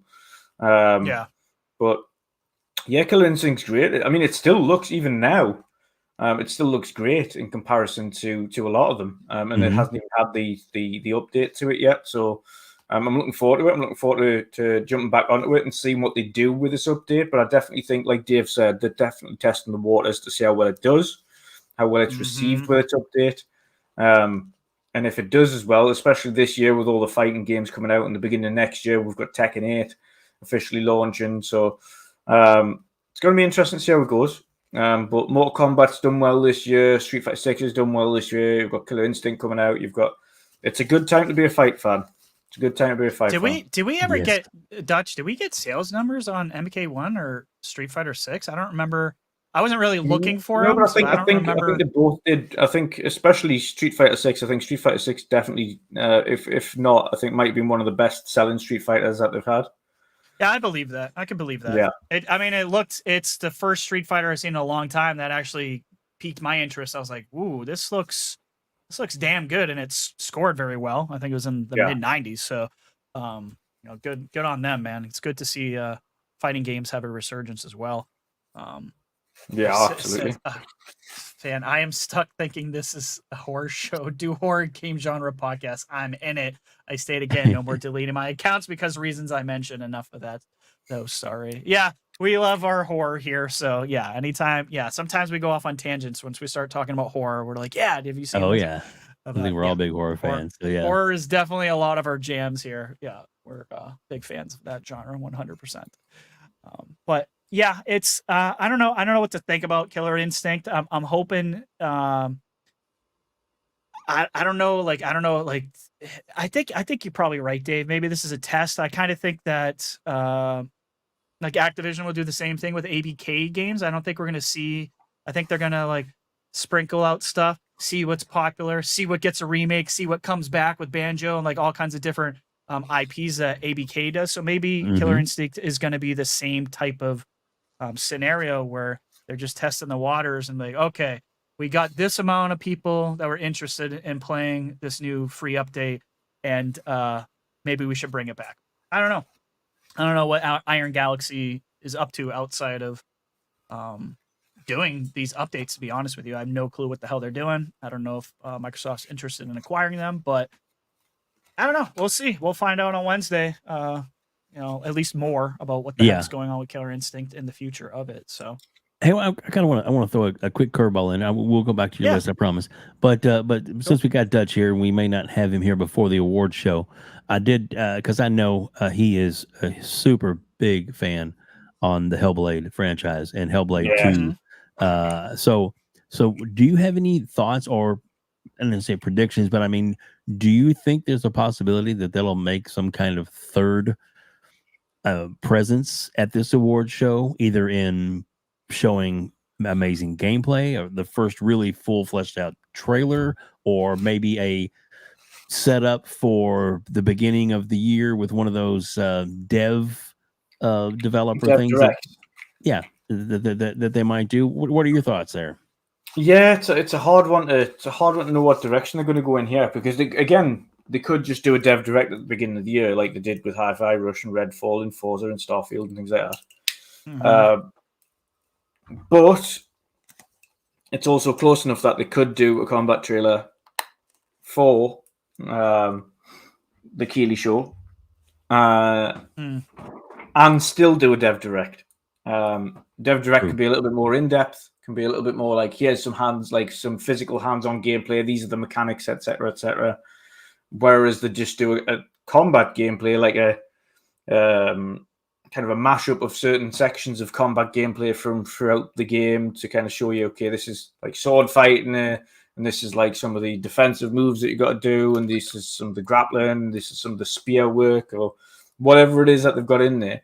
They can kind of do like a collaboration kind of video, put together a nice little kind of teaser thing there, and then say, basically, give us a date, because they could realistically give us a release date then as well. And then, of course, you see the dev direct the beginning of next year. I'm still in two minds whether or not Avowed's going to come first or Hellblade. It's hard to know. Right. But after speaking to the Hellblade guys at Gamescom, they seem pretty confident in the game. I was like, so which one's going to come first? Because I keep saying that Avowed's going to come first and you're going to come like the latter half of the year. And they just smiled. Yeah. So I don't know how to take that. That could go either way, right? But there's pretty much like a 99% that it's going to come 2024, though, right? Oh, no way it's not. There's no way it's just I don't know which one's going to be the first quarter and which one's going to be like fourth quarter. I think like holiday. Yeah. I think Avowed's November. Would be the tail end, but after speaking to them, they're pretty confident, and I think it could end up being Avowed as the tail end. Yeah. And that's Hellblade first quarter. So we'll see. It could, I think I could see them being at the Game Awards, but also wouldn't be surprised if it wasn't and they just hold off for a dev direct at the beginning of the year. Cool. Yeah. Do you think, while I get you here, Dutch, just talking about Hellblade, do you think I wasn't the biggest fan of the combat in Hellblade 1? Do you think that's going to be something that they concentrate on, and maybe we haven't seen that sort of gameplay because they know that might have been their crux? Like, you don't hire the sword art and sword guy from Star Wars and Game of Thrones. That's a good point. To have it as a side segment. No, they're definitely focusing a lot more on that. And again, you have a look at Melina Jurgens, who's purposefully took on sword training and MMA fighting and hand-to-hand combat and shield fighting and all of this stuff personally as well, and training with her husband who's an MMA fighter. So it's not a case of like the people. I can understand why people are concerned because I haven't seen the combat yet, but they haven't done all of this work for it to be a side segment. They've definitely pushed on and added a little bit more to it. It is. You've got to think as well. They were kind of limited in the first game to. It was less than, I think it was 50 staff that in all that were working on Hellblade 1. They had 100 in the studio, but all that was including finance and HR and the managers, and then you had other people working on other content for other games at the time. Because of course Ninja Theory were kind of loaning out staff to work on other things as part just to get money into the studio. And then Microsoft purchased them. They didn't have to worry about that. So then they could pull all those staff back and actually get them working on their own game. So they didn't have to worry about the money coming in from different areas and they could bring their own staff back to work on their own IPs again. So this one, you've got like over 150 to 200 direct developers just on Hellblade 2. A brand new state-of-the-art studio in London, which coincidentally has a built-in pub. Which is handy. Coincidentally, it's one of the fanciest game studios I've seen. To be fair, it's really nice. But I love watching their behind-the-scenes stuff. Their studio is awesome. And their dev docs are second to none. Like even their dev docs look like some of the best documentary stuff I've ever seen. Every trip they went to Iceland, it's just really. They just take deep pride in their work, and I think they don't want to. What they don't want to do is show it until they are confident it's ready. So whatever they've shown, even as if we've seen, like, every time they've shown something, we've been like, listen, it looks fantastic, but we just want to see combat now. Yeah. So, even the bits that they have shown that we're just like, come on, we just want to see combat now. It's not like what they've shown's bad, because what they've shown's phenomenal, and like the sound work is phenomenal, absolutely. And the graphics are phenomenal. So everything they've shown off has been like top tier. We just want to see the move to come on, show us the gameplay. Come on, please. Yeah, I mean, I think because I think a lot of people who played it like I did, that was the issue. That was really the story's great, the narrative's fantastic, the sound's fantastic. Yeah. What the team did with the amount of people they had was unbelievable. But now that you have the backing of Microsoft, now that you've like quadrupled the size of your studio, we got to see that combat, and I really hope that it is improved. I can't see it not being improved from a game such a long time ago. Well, not that long ago. I mean, it also begs the question as well, because they had like giant, like mad rafts and things like that built into the studio to pretend that they're on a boat and about and things they're like all that. doing right. They're all pulling the story would that be? Because that's not like a small part. That's like crossing an ocean type of waves. That they're going for. Yeah. So are we going to get like sections that you've seen in the likes of what was that? The French game. Plague Tale Requiem. Oh yeah, okay, I see what you're saying. Yeah, maybe.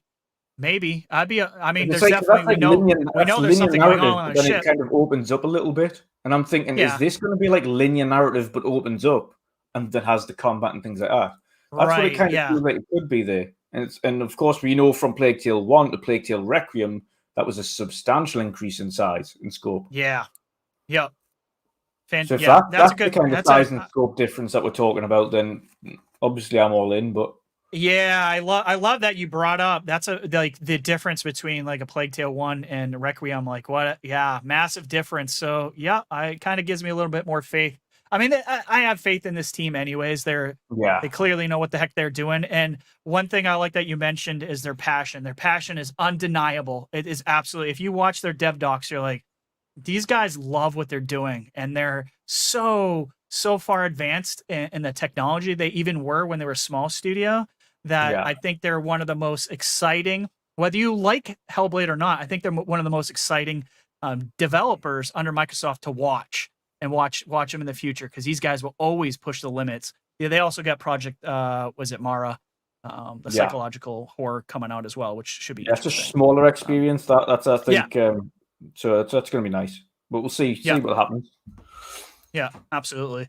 So the last thing I at least want to mention tonight is I'm not here to like crap on Sony or anything, but we had to talk about the Naughty Dog announcing The Last of Us Part 2 remastered.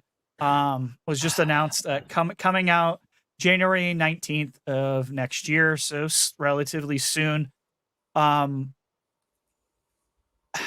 I guess my first thing I want to ask is, does this need a remaster in your opinion, Dutch? It's 2020, right? It's 3 years old. It's like, I can understand them if they were selling like the DLC, i.e. the roguelike mode and extra content and things like that, like separately, but the actual physical update to the game, i.e. whether or not you're doing like graphical patches or the controller enhancements, that stuff should just be part and parcel. Like if you have a look at the Cyberpunk update, Phantom Liberty, everything that was graphical or gameplay related, like i.e. weapons or cars or police chase, that was all patched in at no cost. Only the DLC was the chargeable. That's what this should have been. Like the update to the game that included the controller and the graphical patches and the native 4K, whatever it was, that stuff should be at no cost.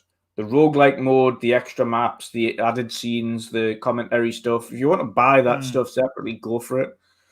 But the only in a positive mode here is I'm glad they didn't resell this as an entire $70 game. That was where I was going next. Yeah. Compared to remake, remaster, definitive edition, part 1, 4.5, 3, 4.2. Right, exactly. Version 3.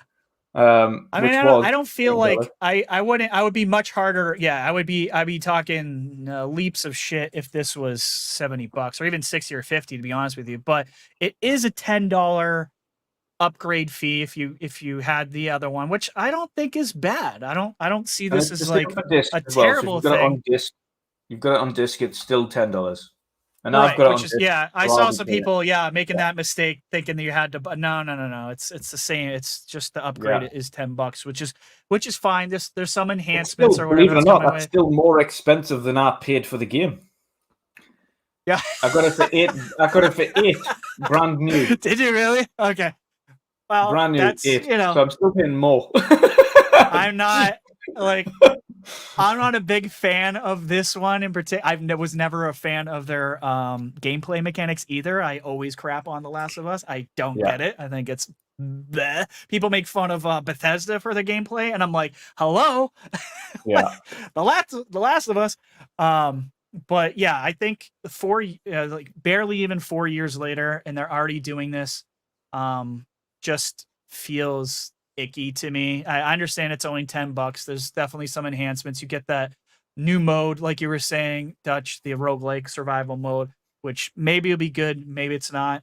It's not factions, so whatever. It seems like it just, I don't know if it's, did you think like Sony was like, shit, like we're 2024 bad? What do we do? Like, it's kind of like, we're gonna get Ratchet and Clank Rift Apart remaster soon. You do, or is this just Sony from now on? Like, you know what I mean? Is this just their MO where they're just gonna every God of War will get remastered later, every Last of Us will get remastered later, Ghost of Tsushima, like every main IP is just gonna get some update that everyone's gonna have to pay for on the Sony side. Apart from Bloodborne will not get a remaster. I don't want to hear that. Yeah, you're probably the one that people want, like, the one that Sony, people actually really want. Sony are like that. Like the kid, like when a parents tell them you don't do that. When you don't do it, they do the complete opposite. That's Sony. So everyone's like, will you just remaster Bloodborne? They're like, because you asked? Absolutely. Because you asked for it. That's why we're not doing it. Yeah. That's what you want? You don't want a The Last of Us remake? No? So you do? Great. I'm going to make one. No. That's Sony. Sony are that kid. I guess this isn't as bad. It's not as like egregious. Like I know like the first one, there was the whole like the remaster of that or whatever. It was because it was on the PS3 cell processor, and that made way more sense. Someone was arguing that was. Realize this though when the PS6 comes out though, RHETRI, you do realize that there's going to be a remake. For sure, there's going to be because The Last of Us 1 had 3, so you're gonna have to have 3 for The Last of Us 2. Come on, I'm not taking that bet, Dutch. I'm 100% backing you up on that one. Anyone who takes that bet is an idiot. You do it. Yeah. Oh God. I don't know, Dave. Do you have anything to say on this whole? I mean, I'm not gonna touch it with a 10-foot pole. I don't even care if it's $10. I get too many other things to play personally. Well, but, what do you think? Well, considering my personal opinion, which I know ponies don't like it, I think Spider-Man 2 is a expansion pack, but I just that wasn't the question, Dave. I know, had to throw that in there, but no, I mean the game's been out, it's been done. These comparisons, side by side shots are like it's the same fucking thing. It's not that big of an improvement. Who gives a crap? They have nothing. They are in such dire straits, and they're only and there was I wish I'd clipped it. I should have brought it with me today for receipts, but I didn't. Of a pony who were named nameless that he was going on. He was like, what are they talking about? There's like 10 games that are going to be available next year, and he started listing them off, and every single one of them were like some of them were games that were on other platforms as well. Some of them were games that were considered like a AA game, and some of them were the gas games that they were working on that definitely aren't ready to go anytime soon. But he was just throwing them out there like, what are y'all talking about? We got all this stuff coming. And plus Wolverine. I'm like, Wolverine? You think Wolverine is going to make it next year? do we already really know that's but I'm not just coming saying that, but they're Yeah. they're Well, they're hedging their bets reaching. on it. Yeah. Well, what do they got? Like I can't remember. They got Helldivers 2. Technically that was a third party exclusive. Yeah. But what was it? They had another one, right? Final Fantasy the Fantasy Right. yes, Thank you. Star Thank Update 2 or whatever. Final Yeah. Final Fantasy 7 Part 2 whatever it is. I can't. But it's but I hate but the even naming that, conventions of that shit. it is not first party. Yeah. And and the only thing we've kind of heard is a rumor, not 100% sure. Maybe we'll hear about it at the Game Awards, is that there may be some kind of expansion to God of War. For like God of War, yeah. I mean, well, but even again, then- that just it feels that's what they're doing now, Dave. Don't It know feels why like they such a didn't. desperate Story thing. ended in God of War Ragnarok in a perfect place where Yeah. they could just Yeah. make the next God of War.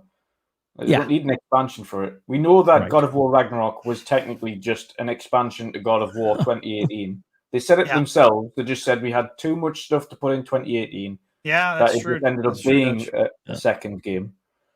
Yeah. Because of otherwise the first game would have been like 120 hours long, and we're just like that as a story as well. That is Yeah. Right. that is a long single player story. Like for anybody, Oh yeah. 120 hours is significant. And they don't Yeah. do that. Sony don't do that. They're like these 20, 30, 40-hour games. The Last of Us Part 2 is quite significantly long. That was a Yeah. big chunk of time. Yeah. And I think some people thought that game ended up dragging a bit towards the end. And it kind of, some of the parts kind of took way too long to get through. Yeah. So I think they're just, and again, I like Sony Santa Monica. I love personally God of War 2018 and Ragnarok. I did like the story beats. I liked everything they did with Ragnarok. I know a lot of people didn't like it.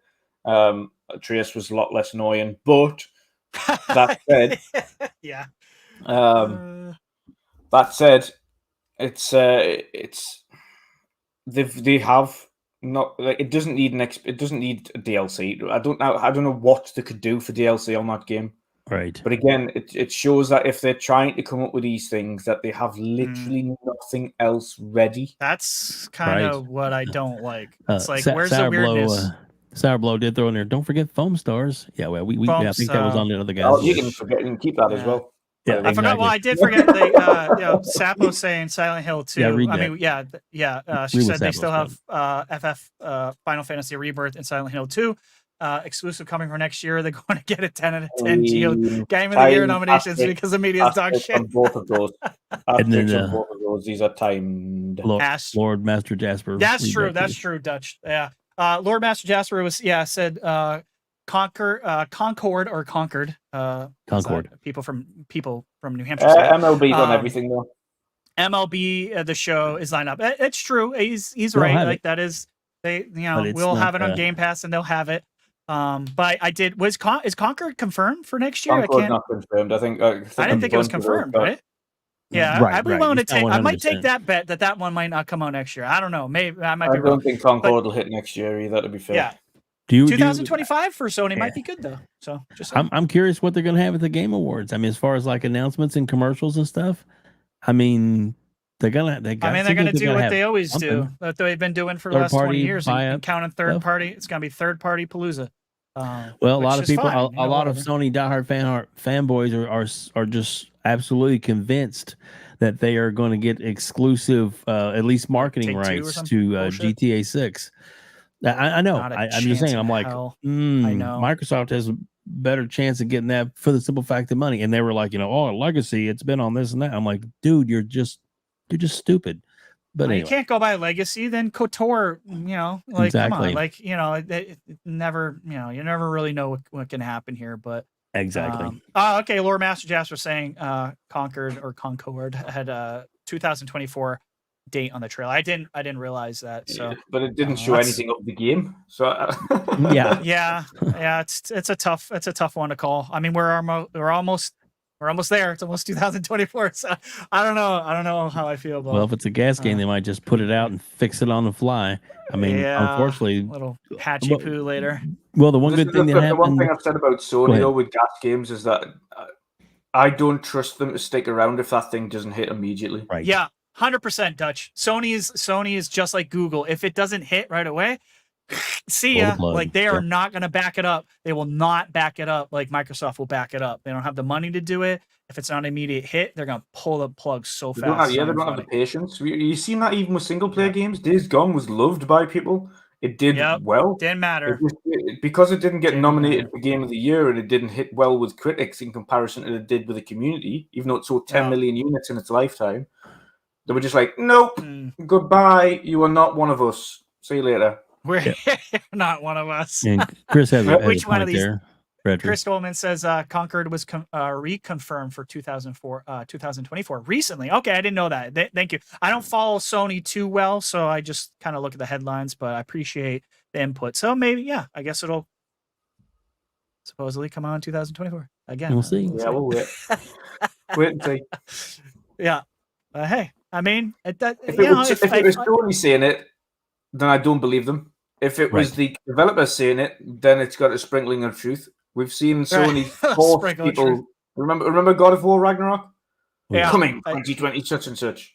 No, it doesn't. True. It wasn't even close. You just said that to get the sales units of the PlayStation. Yeah. I mean, it works. Promises work. That's what Netflix does with their trailers and everything that they do too. So, yeah. I mean, like the promise of the future, showing your roadmap, even if it's not for a long time, sometimes it does work. So we'll see. We'll see what happens with Sony. I'm curious to see if everything that everyone put in the chat actually comes out next year. And if it does, then it looks doesn't look so bleak for Sony. But I don't know if I necessarily believe it. So, but we'll see. Time will tell.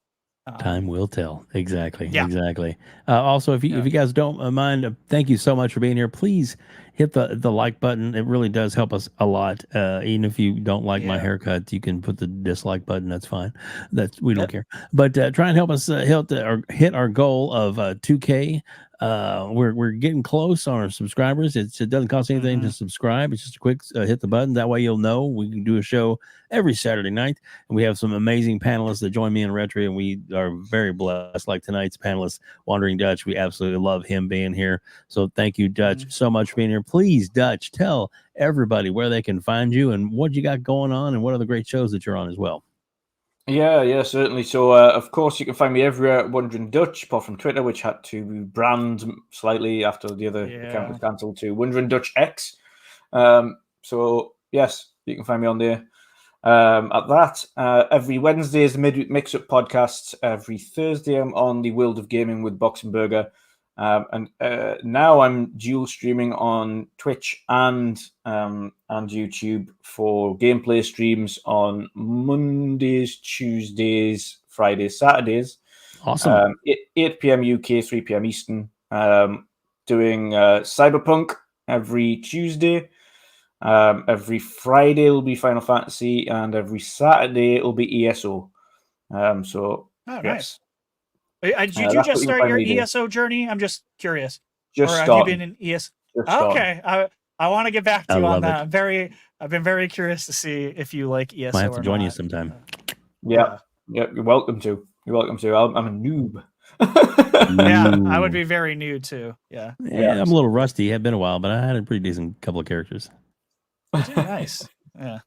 Awesome. Nice. Plus, everything's gonna be in the description below, so please make sure you click on those. Even the audio version will have all the links to Dutch's information there, as well as his X channel and his YouTube. And we greatly appreciate Dutch being on tonight. RHETRI, tell everybody what you got coming up, what's going on with you, and where they can reach out to you, please. Sure. You guys can find me at Game Pass _daily on X or Twitter. Still calling it Twitter. You can subscribe to Game Pass Daily on YouTube, and of course, follow me and Dave here. If you guys enjoyed the show tonight, please subscribe. Hit the plus, hit the down, whatever. I don't care. Whatever, it gets us engagement. We appreciate it. Thank you, guys. Again, all engagement's good. Doesn't matter if it's positive or negative. The internet has absolutely taught us that. You guys can also join the Discord community. It's called Community Game Nights, as in like Knights of the Round Table nights. If you guys want to join us and play in some games, that would be cool. But yeah, good time tonight. We just got a little super chat here from JD Gamer. The $2 super chat says Sony is lacking ideas. Yeah, I mean, I think that's kind of what I was. That's what I was kind of getting at. I think thanks for super chat, buddy. That might be the problem here, JD. Is they're just lacking ideas, and I feel like maybe it was panic mode for 2024, and that's why you got your remasters and your regurgitated and caca, whatever. I don't know. That's fine. But yeah, so that's where you guys can find me if you want to click on that and subscribe. I appreciate it, man. Awesome. Well, dude, again, thank you so much for being here. It's always great hanging out with you on a Sunday night. And thank you, Boss Mod Lethal Papa, thank you so much, sir. Saying hit the like and subscribe button, hit that sub button. Thank you so much. I'm going to drop our merch in there if you decide you want to support us by buying any t-shirts or coffee mugs, or if they got the new I think it was pretty cool, the dog tags are out now, and I did one of ours with one of our dog tags with our logo, and then the COG logo on there from Gears. I thought that was pretty cool. So yeah, so it's a good time. It was a great time tonight. We had a lot of fun. Thank you so much for being. Oh goodness. Right before I get ready to hit the button, we got one more. All right. JD, love it. Thank you, buddy. Again. All right, JD Gamer with the $5 super chat says Sony's stuck in their own Last of Us, Spider-Man, Ghost Me's of their own, like Xbox. Like, yeah. I see like the whole 3 thing. Yeah, that's a good point, JD. Yeah, it feels like role reversal, doesn't it? It's like they are becoming what Xbox used to be. Interesting. Yes. Well, yeah. I can't really disagree with that, JD. Exactly. That's why I'm waiting for all these things to go on sale, and then I'll play them. Thanks, Spartan. So, yeah, we do love it when Dirt and Shaun show up, so we can talk that shit with them. Awesome. Again, thank you everybody for joining us here on Gamers Council.